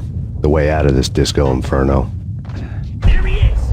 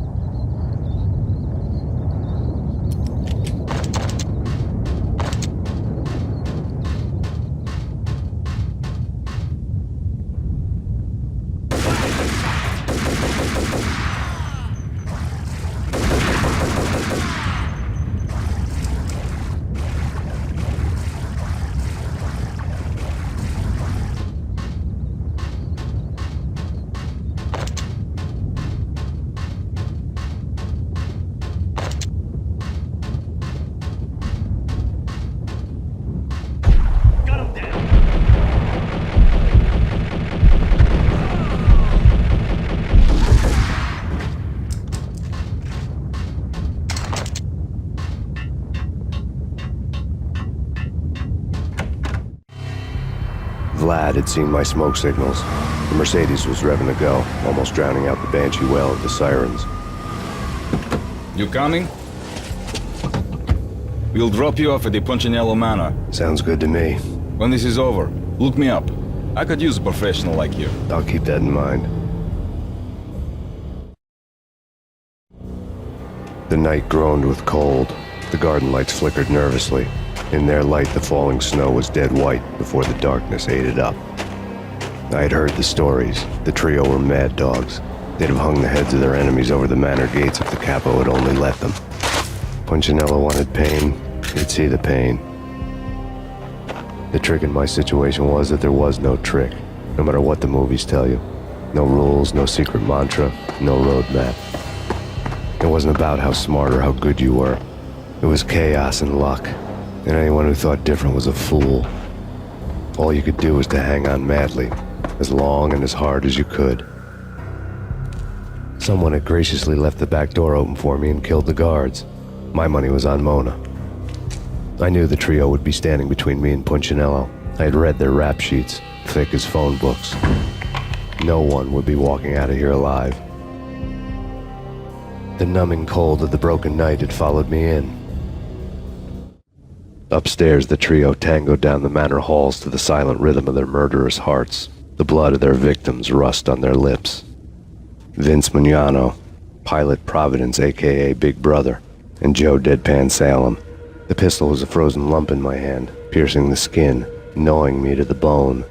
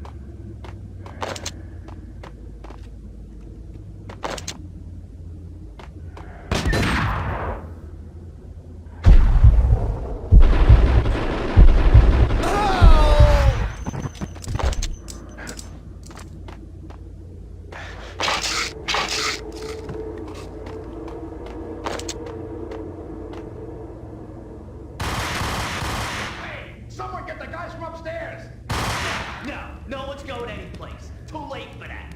He walks in, we waste him. Vinny and Joe and Pilot won't get the credit for this kill.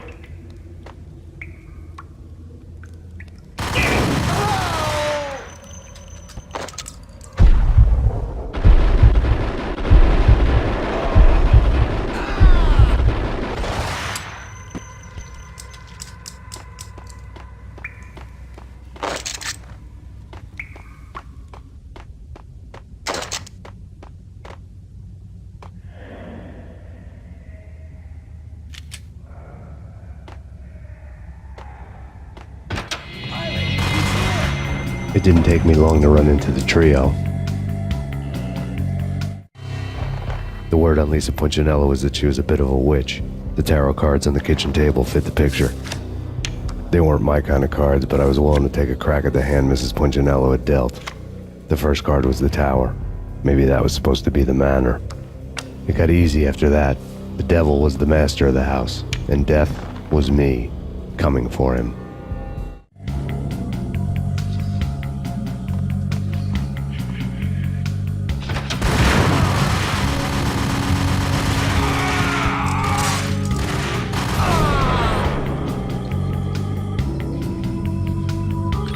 One down, two to go.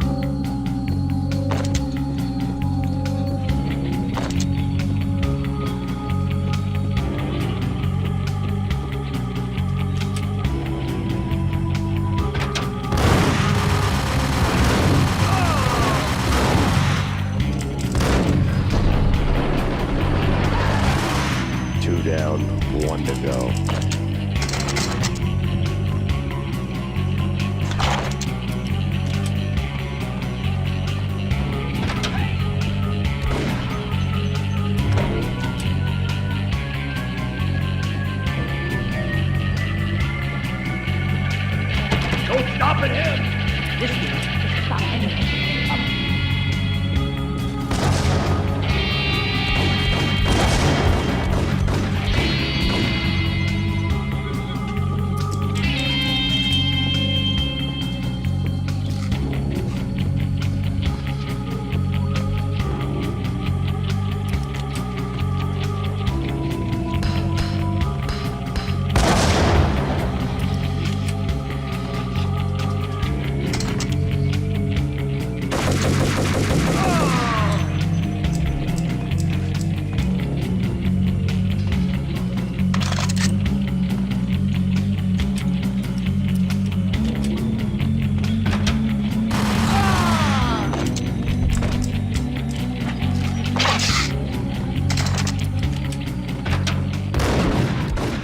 It was too late for her.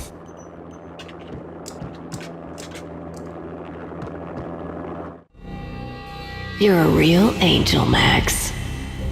I couldn't tell whether it was Mona or her sister. The body was a mess. The sick bastard had really gotten a kick out of it. Seeing her lying there got me thinking about another woman's body on another bed.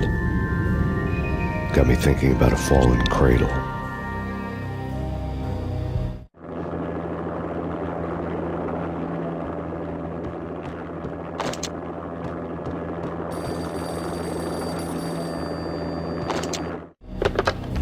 Max Payne. Talk to me.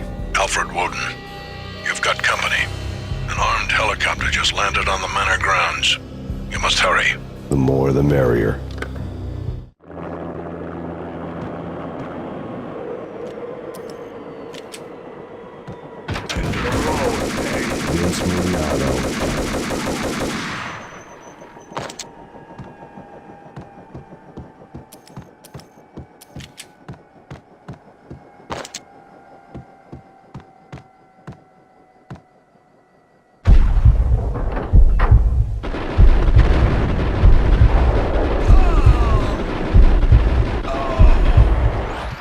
Punchinello's trio was done for.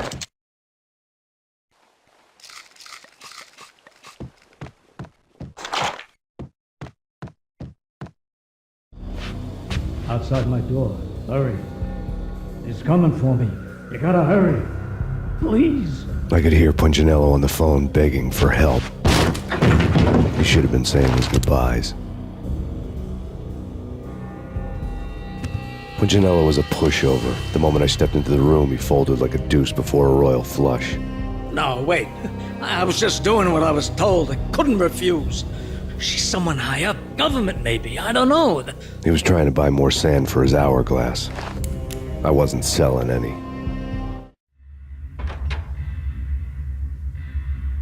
No, I told him not to.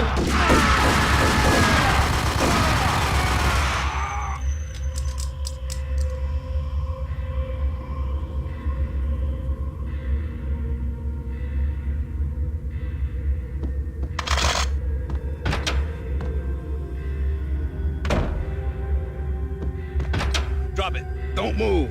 Game over, Max Payne. I could tell when I was outgunned. It was time to take another beating. The mystery witch was a real barracuda. Trouble on dagger heels, a smoking assault rifle in her hand, and an army of killer suits behind her. How sweet. I get to kill two birds with one stone. Sooner or later, it was going to catch up with you. Mr. Payne, it's time to show you the benefits of my brew. Be a good boy now. You'd find that Lady Luck was really a hooker. You were fresh out of cash.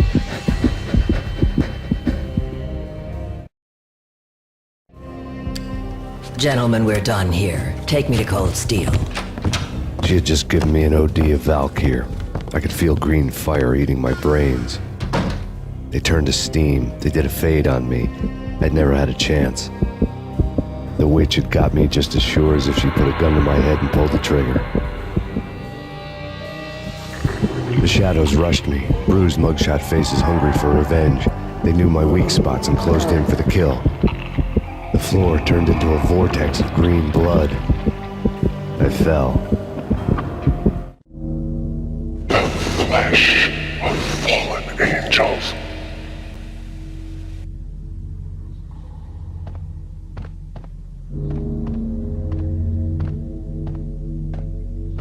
there? Max? Max, is that you?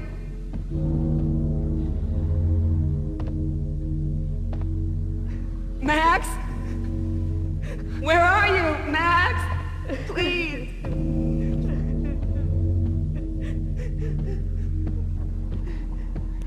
No, please, Max, no. I'm sorry.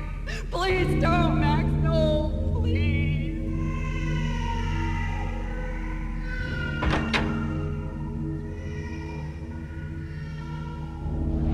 Max? Where are you, Max? Please. The letter was staring at me. There was something disturbingly familiar about the letter before me.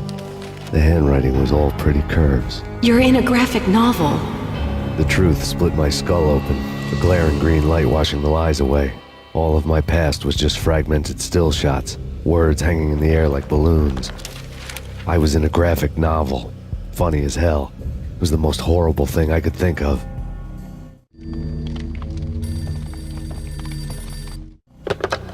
Bartender is shiny stuff and dreams are made of stooped necromancers. He sings like a banana wrist, having strayed too close to the constellations on their shaved skulls. There was a bad line in a prank call. Someone spouting insane babble. I couldn't make sense of it.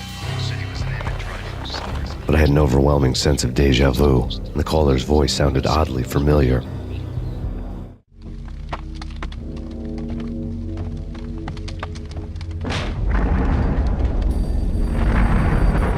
The weird piece of paper looked dangerous. There was something disturbingly familiar about the letter before me. The handwriting was all pretty curves. You're in a computer game, Max. The truth was a burning green crack through my brain, weapon statistics hanging in the air, glimpsed out of the corner of my eye, endless repetition of the act of shooting, time slowing down to show off my moves, the paranoid feel of someone controlling my every step. I was in a computer game.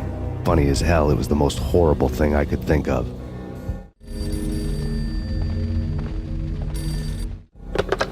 Don't lose it. It's Valkyr. The drug. Snap out of it. Try to remember. It was a bad line in a prank call, someone spouting insane babble. I couldn't make sense of it. But I had an overwhelming sense of deja vu, and the caller's voice sounded oddly familiar.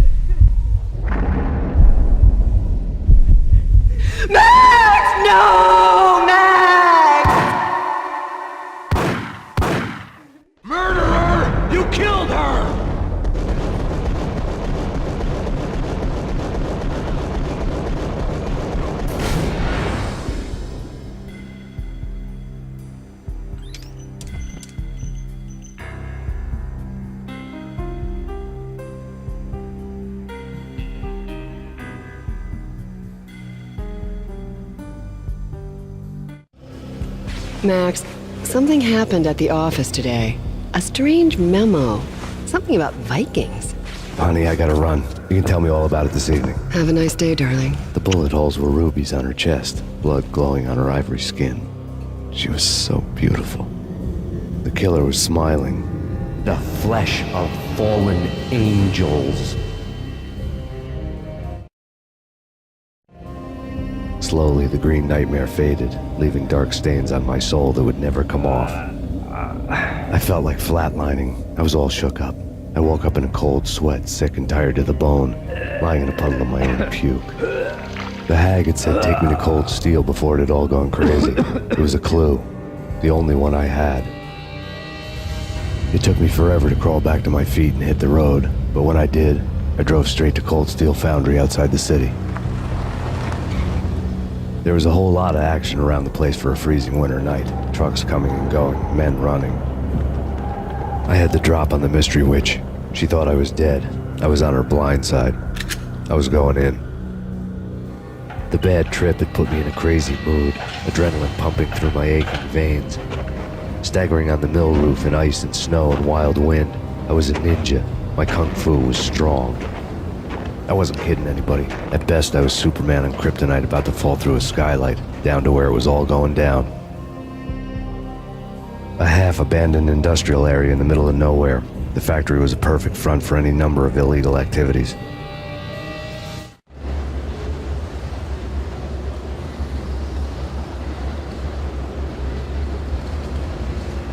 In the belly of the plant, molten metal boiled and bubbled like a witch's brew.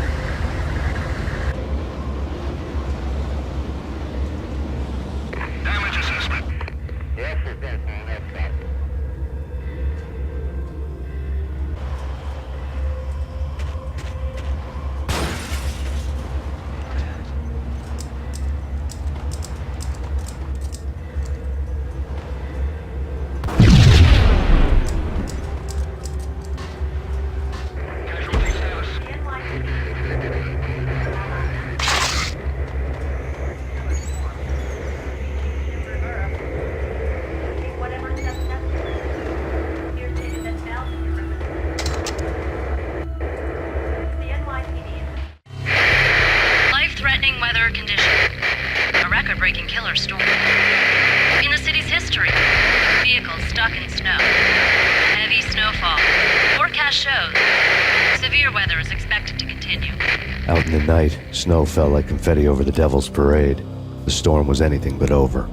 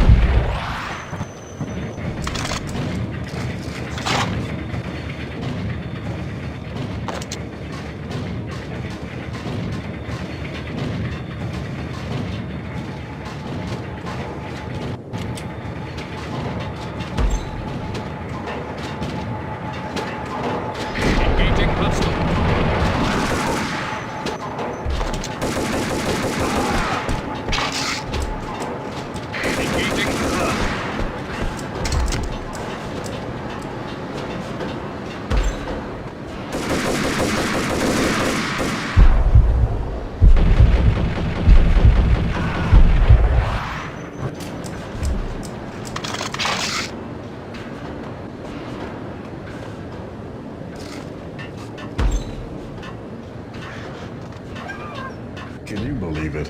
I bet they sleep with their...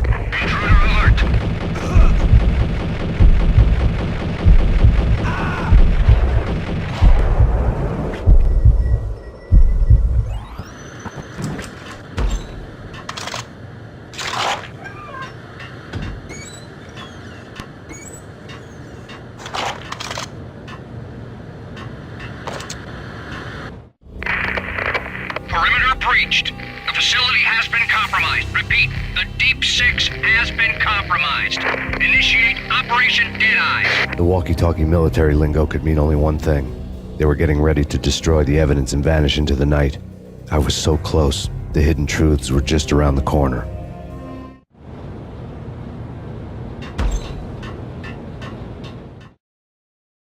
Casualty status.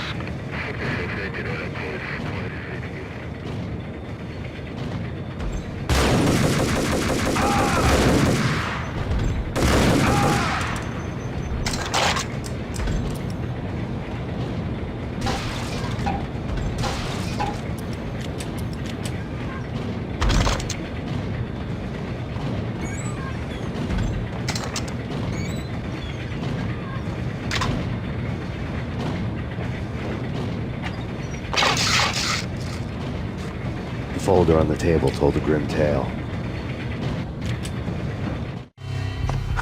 The mercenaries were running a tight operation, paperwork and all. Merchandise missing again. A chemist had tried to smuggle it out for his own private party. Locked him up in cell B7 in D6's old test facility to wait for proper processing. I was close enough to hear the secrets, just beyond the next doorway.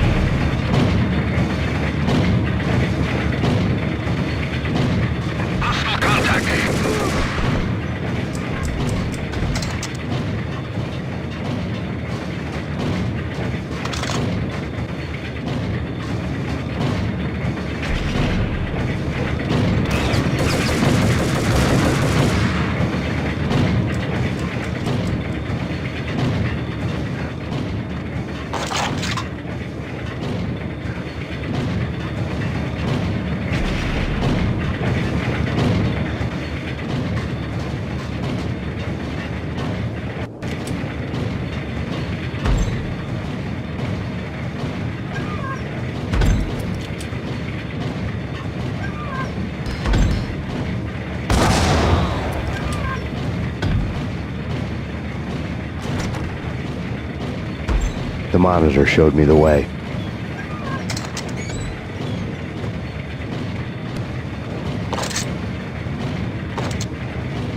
Processing diagrams filled the control room screens, all but one.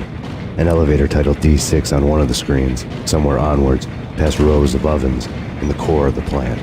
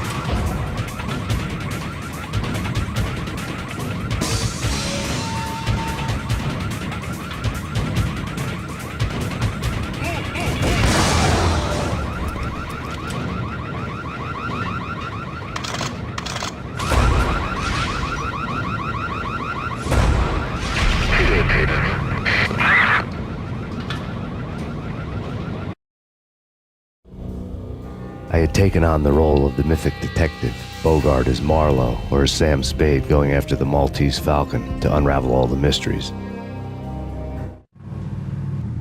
Following a path of clues to that final revelation, even if it would take me down to the cold, cavernous depths of a grave. You can't do this! My men are still inside! Do you have any idea why this is called Operation Deadeyes?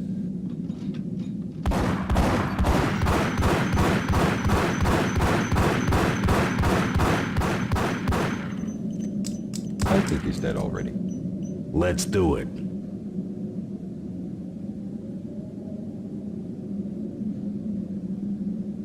Attention all personnel. The self-destruction sequence has been initiated. Evacuate the complex immediately. Repeat, We've got company. The self-destruction sequence has been initiated. Proceed to the nearest exit immediately.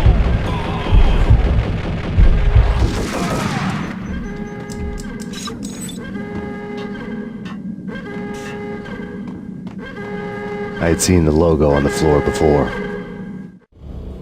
There was an old army bunker under the steel mill. I knew the military plaque on the floor. I had seen 1,000 variations of the insignia on crumbling brick walls everywhere in the city. The sword replaced by a syringe. Project Valhalla, V for Valkyr, V for Valhalla. All of a sudden it read like a crackpot conspiracy theory.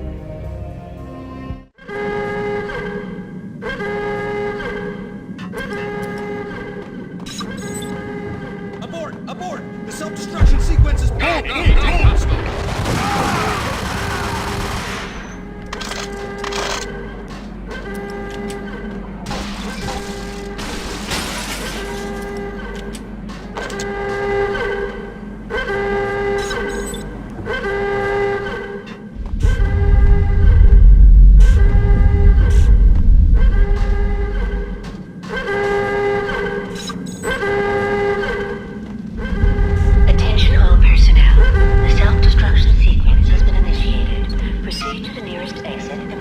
Like everything else in the Valkyr case, the door code was a mystery to me.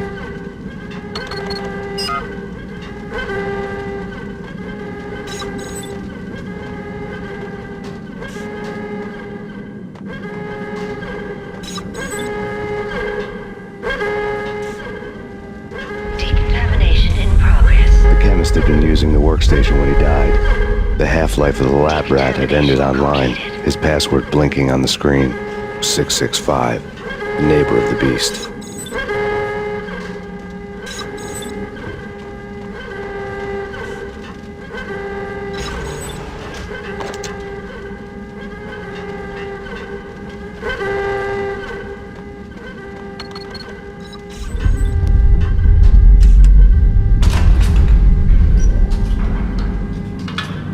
Attention all personnel. The self-destruction sequence has been initiated. Proceed to the nearest exit immediately. Hey! In here! Hey! Get me out! Thanks. I thought I was gonna die in there for sure. I need you to get me through the decontamination chamber airlock. You're crazy! No way! The place is blowing up, for Christ's sakes! Either that or back to the cell. Your choice. Okay, I'll do it. I'll do it.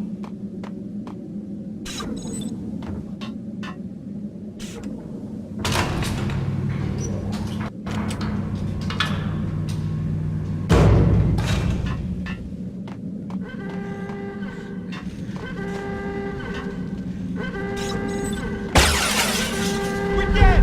We're dead! Go!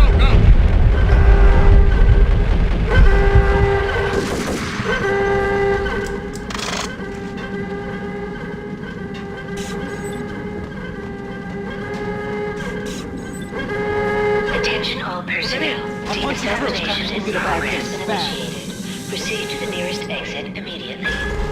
Decontamination complete.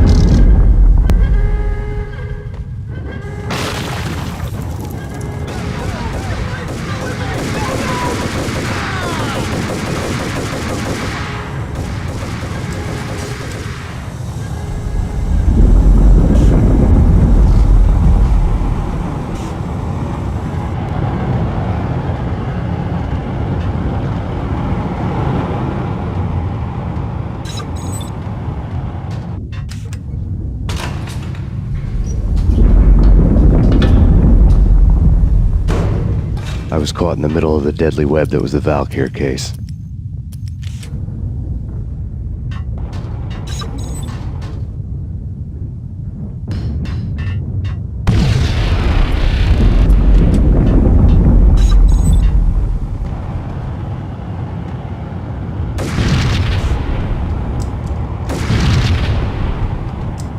One of the lab terminals had the project logo on the screen.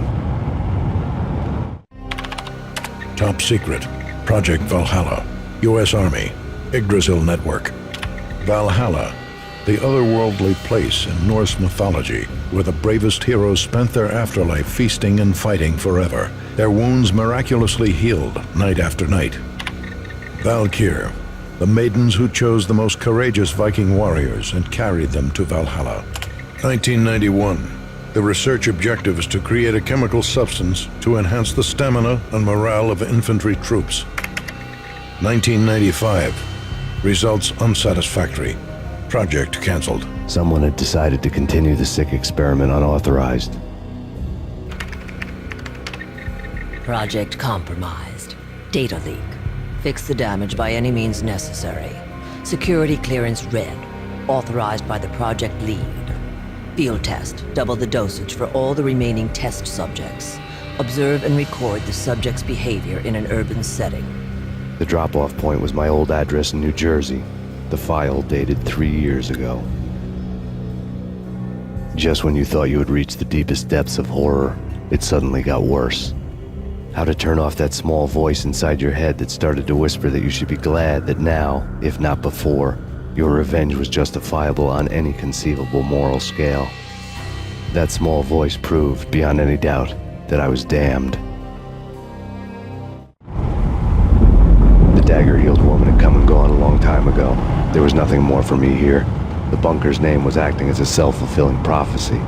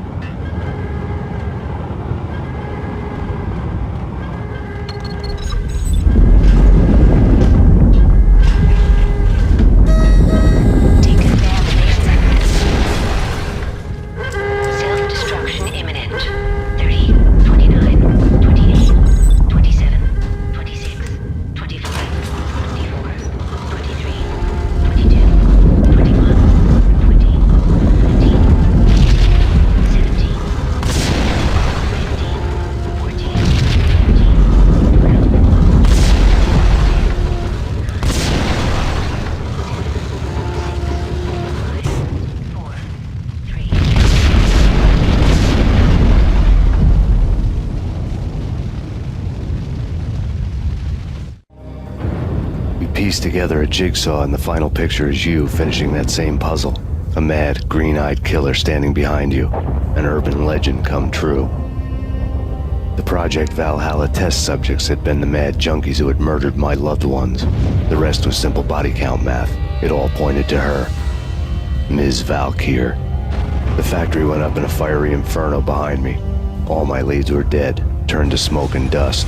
I had lost my way. I hadn't slept in a million years.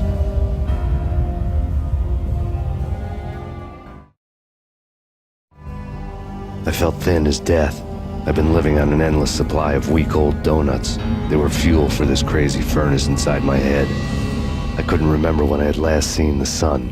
I was on a permanent graveyard shift. When the darkness fell, New York City became something else, any old Sinatra song notwithstanding. Bad things happened in the night. On the streets of that other city, Noir, York City. I was in an all-night diner, downing cup after cup of coffee that tasted like engine oil, when a new message from BB got me back on the killer track. What the hell happened at Roscoe Street? Maxie, I'm going out on a limb here. We need to talk this through, come up with a plan. 2:30 a.m., the Choir Communications Garage. The more I thought about Alex's murder and the frame-up, the more it felt like an inside job. I should have seen it coming. BB had sold me out, and now he wanted to finish what he'd started. The garage was dead. BB showed up in his tailor-made suit, gold watch, and cufflinks to match, all way beyond a cop's pay. Maxie. Oozing suave charm, he was guilty as hell. What the hell does BB stand for anyway? Backstabbing bastard? Come on, don't be like that. Have a cigar. I don't smoke. Maxie, you have no idea how big this is. It's huge. You have no idea. I think I do. You're a bribe-taking bent cop who sold out his partner. Those mobsters in the subway were a dead giveaway. Hard to miss. Bet it was exactly like this with Alex. Up close and personal. You can't win this one, Max. No, but I can make damn sure none of you do either. BB turned out to be another cardboard cutout bad guy.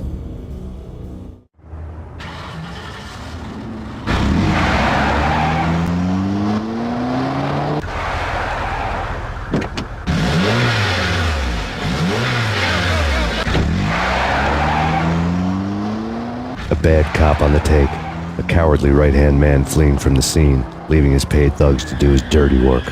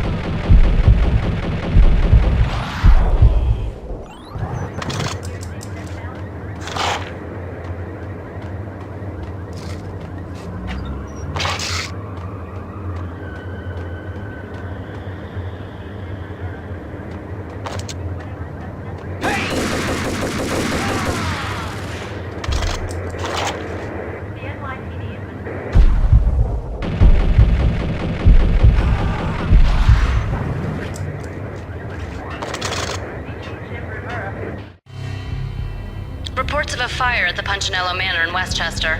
The manor is the home of Angelo Punchinello, the alleged head of the Punchinello crime family. The police are now saying, contrary to their earlier statements, that Max Payne is still alive and at large. He continues his vendetta against the Mafia, of which this last act of arson is attributed to. I had no recollection of setting any fires, but I did remember the flames.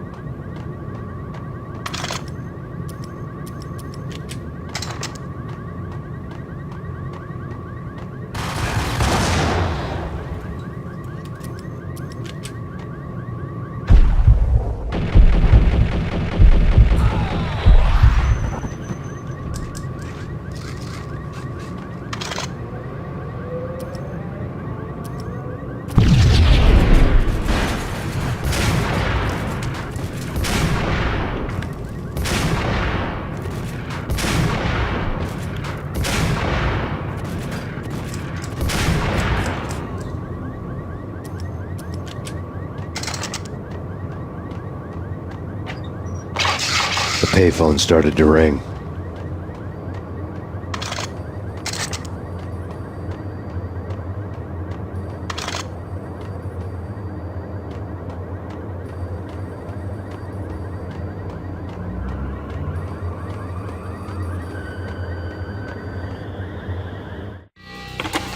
Yeah. Max Payne? Whatever does it for you. This is Alfred Woden. I can give you the name of your enemy. Come to the Asgard building presently. We are expecting you.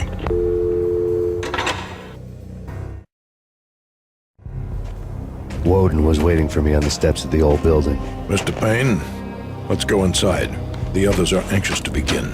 The others? Despite the general misconception, this building actually predates the City Hall by 2 years, thus being the oldest municipal building still in use here at the foot of the Brooklyn Bridge. No kidding. The old man played tour guide as he led me through a dark, domed hall. The answers I was after loomed large ahead. Mr. Payne, I would like to introduce you to my colleagues in what we call the Inner Circle. You've been watching too much X-Files. You have seen the files on Project Valhalla. We can fill the gaps, provide you with the information missing from those files. We were all involved in the early stages of the project during the Gulf War. What's the catch? We would very much like to blow this thing wide open, but our hands are tied. Her name is Nicole Horn. She was the key figure in Project Valhalla. When the funding was discontinued, she simply refused to quit. She knew exactly what she had in her hands. Nicole Horn is the president of Acer Corporation. She has more than half the city in her pocket. This must be kept under wraps. If you try to go public with this, we will deny any knowledge. We need you to take her out. Afterwards, we can protect you. Make all the charges go away. That was the cue for the killer suits to kick in the doors and swarm inside.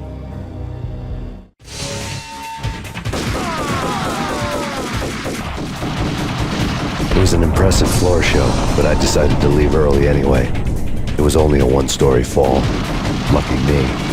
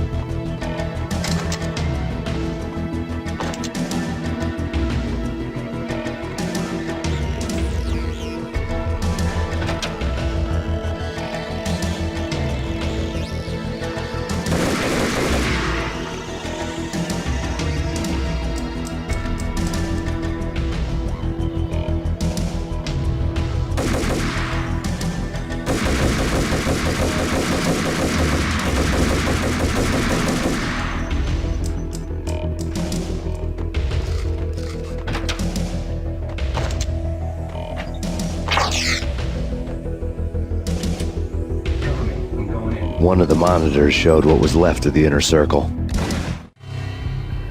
On screen, the so-called corpse of Alfred Woden stood up, miraculously waking from his dirt nap, looking smug among his dead pals. In the land of the blind, the one-eyed man is king. I didn't know how he'd pulled it off, but it was a pretty slick way to get out of all his promises. Most of what he had said fit too well to be a load of crap.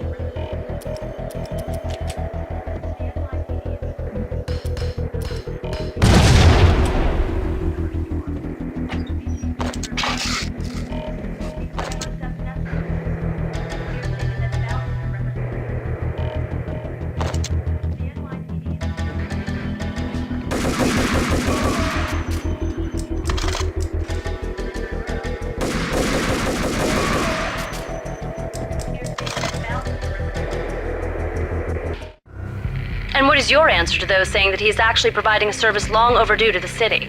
This crusade nonsense has gone too far. He's out of control. It must stop. He will be stopped. That was Deputy Chief Jim Rivera from the New York City Police Department.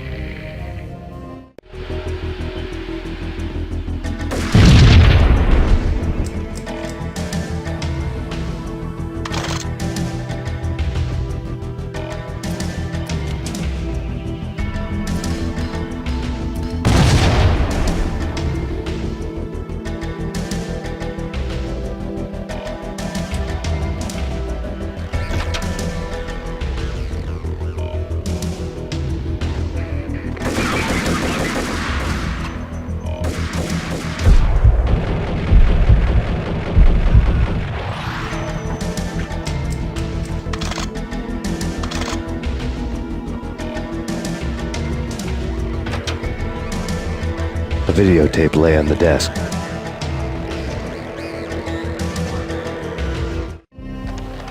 Nicole Horn had blackmailed the inner circle into silence. The tape came with a curt extortion note on a piece of expensive paper. I remembered Candy Dawn taping her clients in action on the side, selling the tapes to the highest bidder. I was sure that kinky sex was nowhere near Alfred Woden's worst sin, but I had a feeling that when this was over, any collateral would come in handy.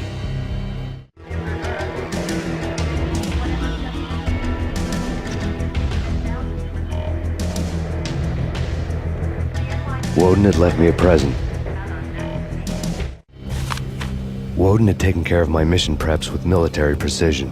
The critical areas in the Acer Corporation headquarters blueprints were circled in red. The president's office was at the top of the building, right below her penthouse suite. The elevators were controlled by a security computer, part of the mainframe located underground below the building. The high-rise was sealed as tight as a sci-fi fortress.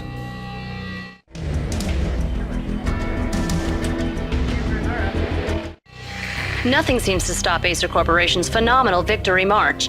Incredibly, the stocks are still rocketing. Worried experts already see a danger in the company's success. Some have gone as far as to say that Acer Corporation is about to become an even bigger monopoly than Microsoft ever was.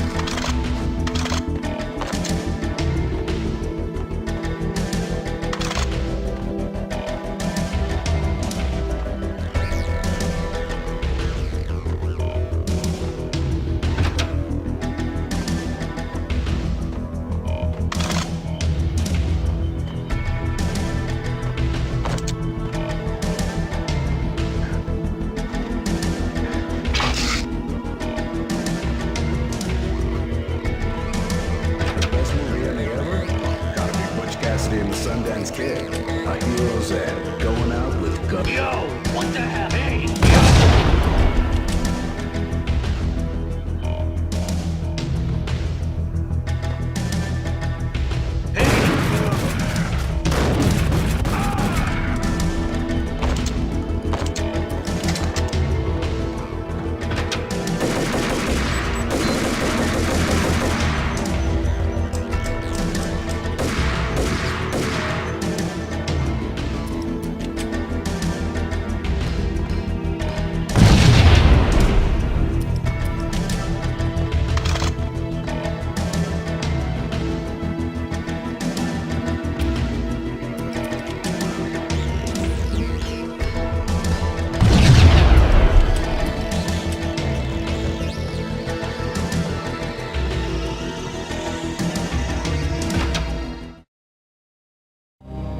I had dreamed of revenge. Those dreams were always nightmares, of coming close and then failing. Now I was close. I had a name to guide me, Nicole Horn. I had nothing to lose.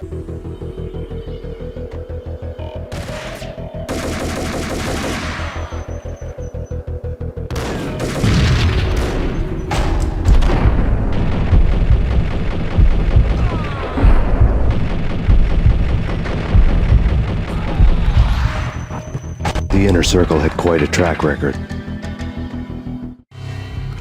Project Valhalla had not been the only thing the Inner Circle had been involved in. There were rows of cabinets full of files. The Serpentine Secret Society went back a long way, always pulling strings from the shadows. I couldn't say I was sorry. Woden's move in some Byzantine power game had cut the Circle's membership roster to 1. The old man wanted me on cleanup duty. It was my mess too.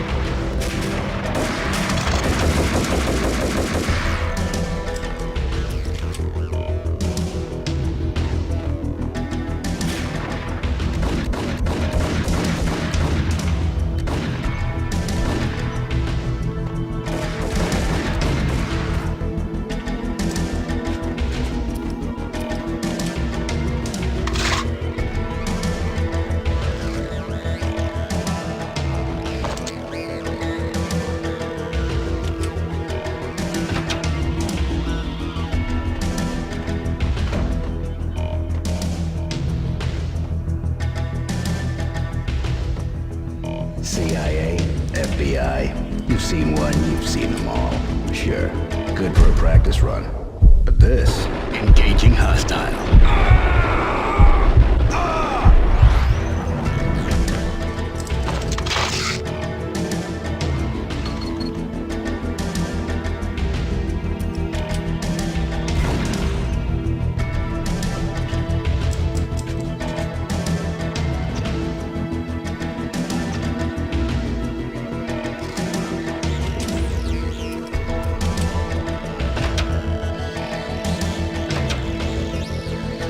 Take him down.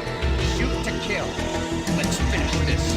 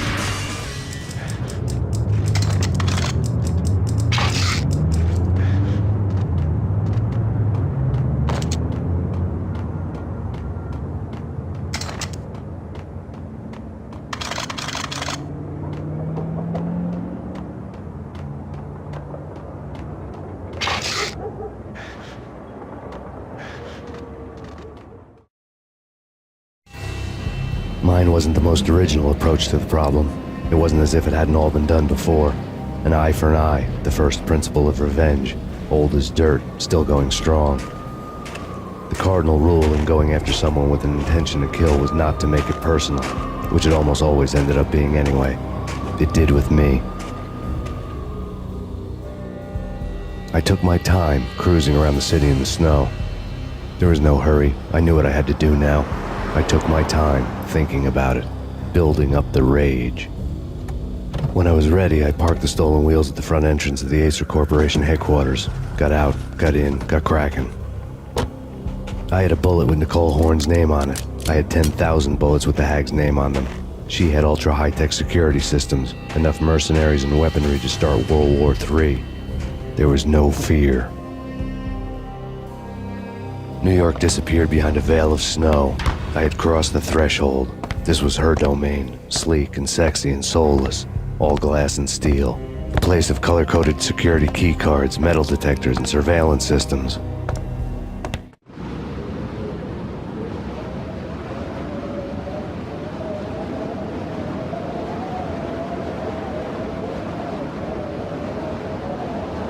Colder than a walk-in fridge. Cold as a gun.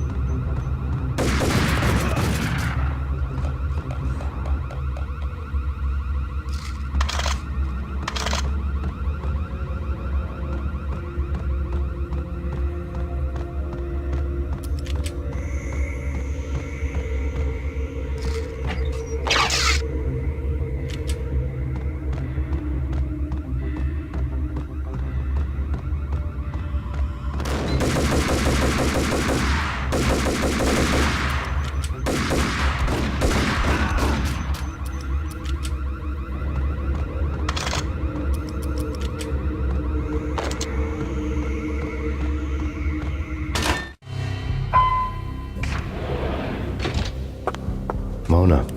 Looking good. Max, we gotta stop meeting like this. It will be a cold day in hell before I let a narc cop stop me. Miss Sachs, do your job. Relax, Max. You're a nice guy. I don't kill nice guys. You're not bad yourself. It was different when Horn wanted Punchinella dead, to cut her ties to the Mafia. He deserved to die. The same goes with her. She's the bad guy here. Her sister was whispering to her in my favor. I knew the appetites of ghosts intimately. They hungered for revenge. No! A gunshot boomed and she fell down in slow motion. She was a nice girl, not really a stone-cold killer. And now she was stone-cold dead. Like religious fanatics or loyal samurai, Horn's private army was coming at me. Terminate.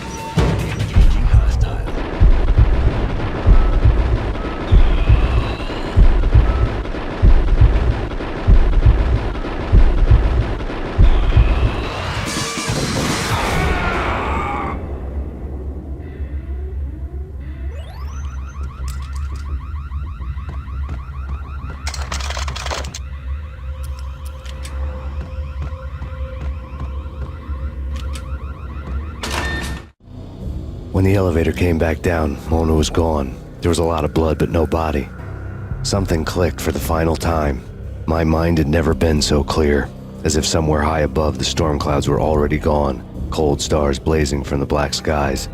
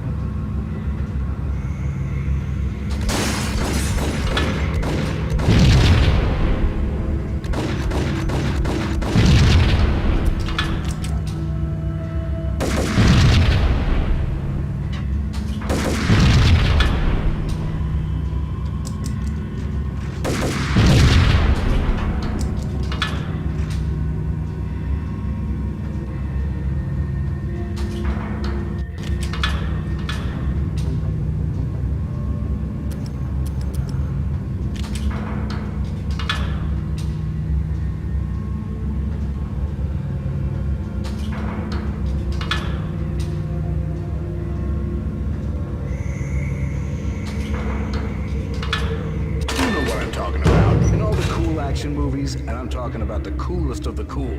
It always seems like time slows down. What the hell?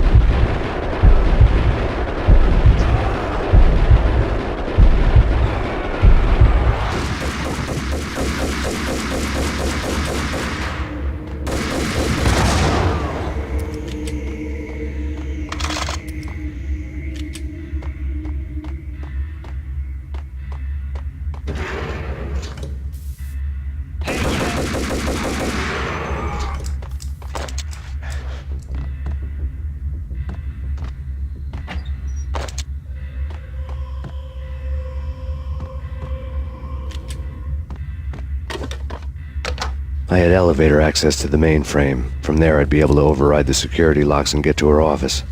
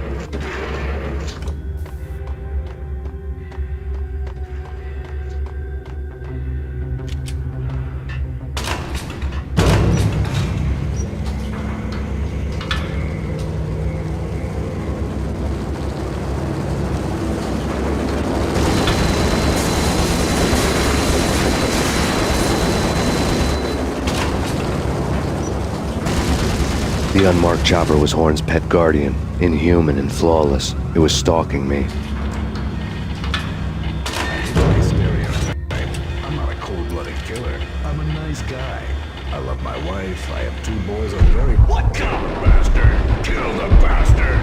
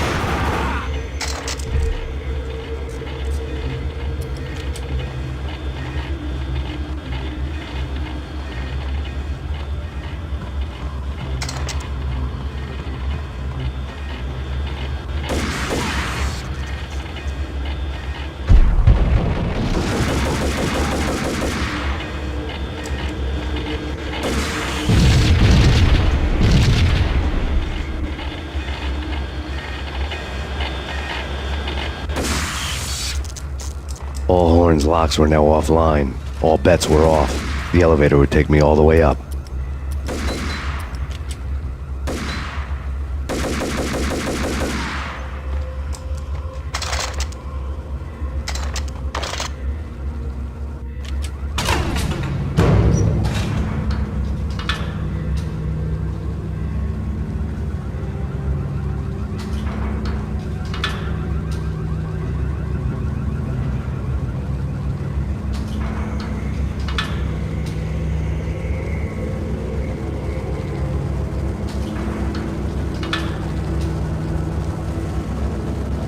Seen from this height, the night seemed to stretch on to eternity. A hint of desperation had crept into the snowstorm, as if it was trying to get it all out before the end.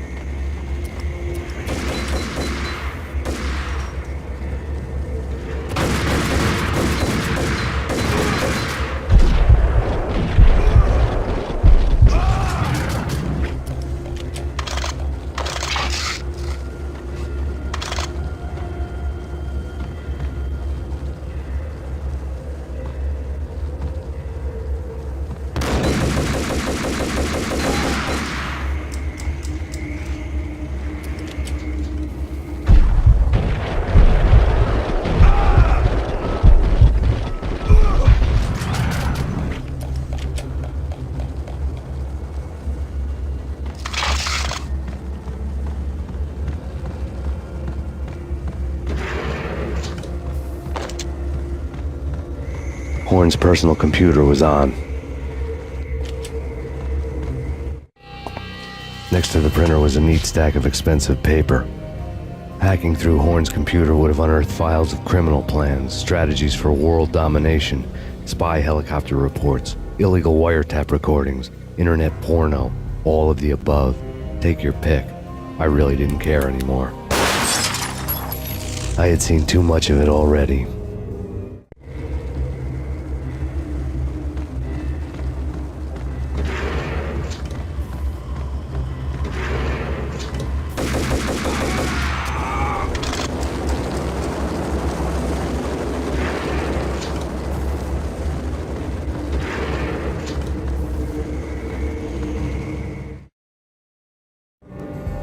Valkyr had been meant to be a white-winged maiden that would lift you to a warrior's heaven, but it turned out to be a one-way demon ride to hell. The devil was in the drug. I knew. I had met him.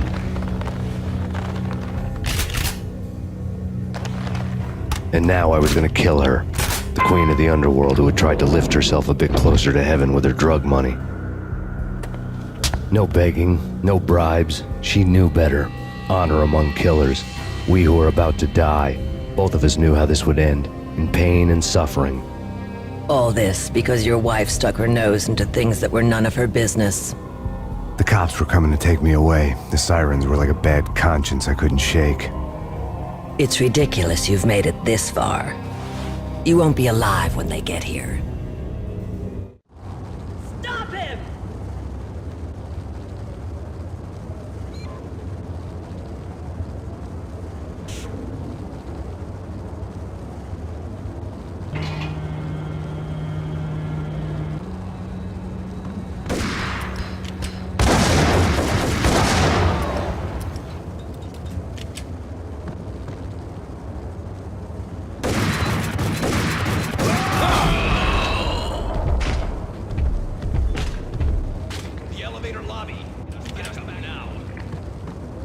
Max Payne, this is futile.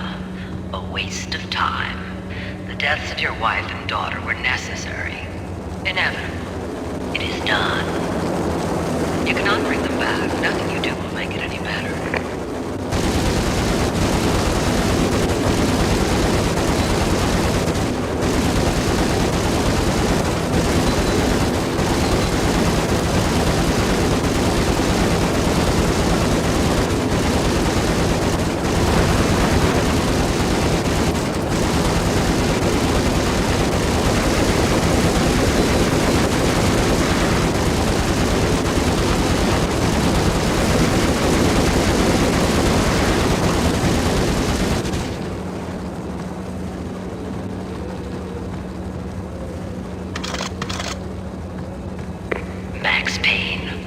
are fighting a losing battle. You cannot survive this. You will die. Stop fighting. Make it easy for yourself. Accept your fate. You will die here.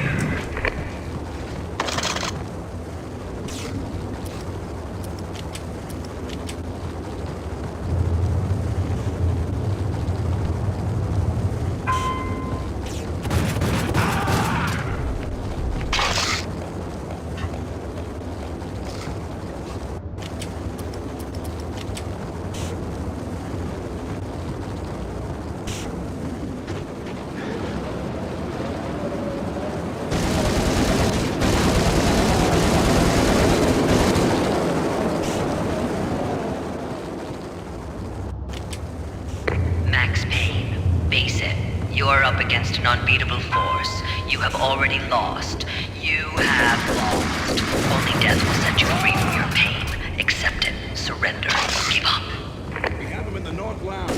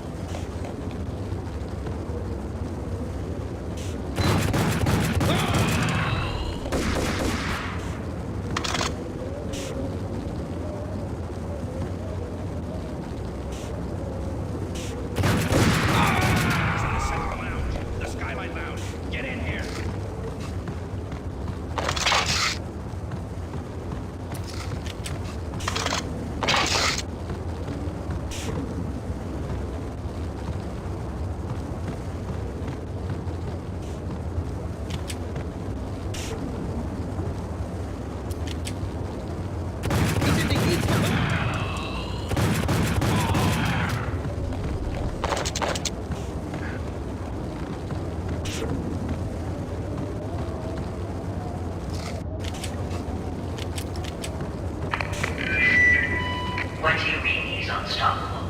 You are superior to him in every way that counts. You are better trained, better equipped. You outnumber him at least 20 to 1. Do your job.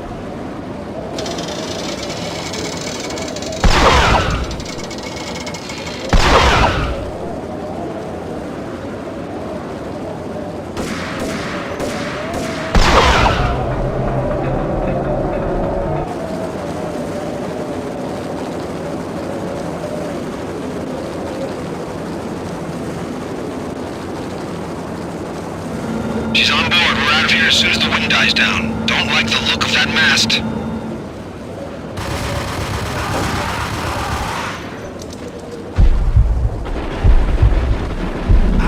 Lift off in 1 minute.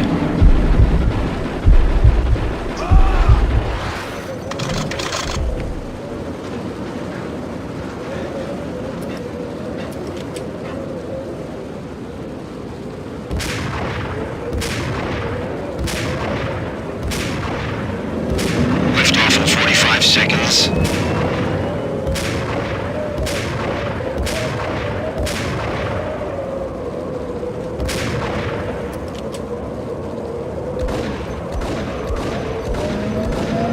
Seconds to lift off.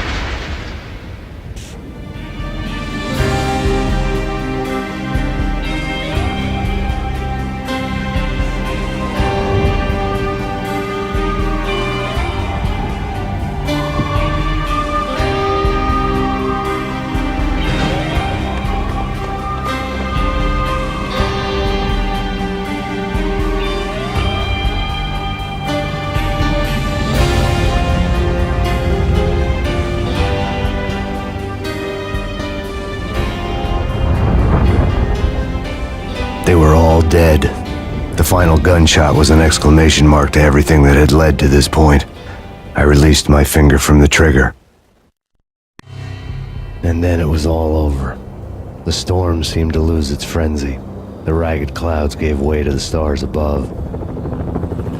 Max Payne, this is Deputy Chief Jim Bravura from the NYPD. We've got the building surrounded. Throw down your weapons and lie down with your hands behind your head.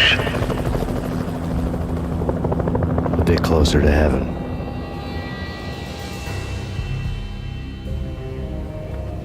The cops' voices were distant and muted. Freeze! NYPD! Hold it right there! My ghosts released me from their haunting. Down below, New York City glittered like diamonds on black velvet. You gave us one hell of a ride. Take him down to Central Booking. You heard the man. Woden was there in the crowd, standing by the sidelines. It wouldn't be over till the man with the patch would say so. He'd say the right words. I knew he would. He'd better. Woden grinned smugly. It was the grin of a winner. That made two of us.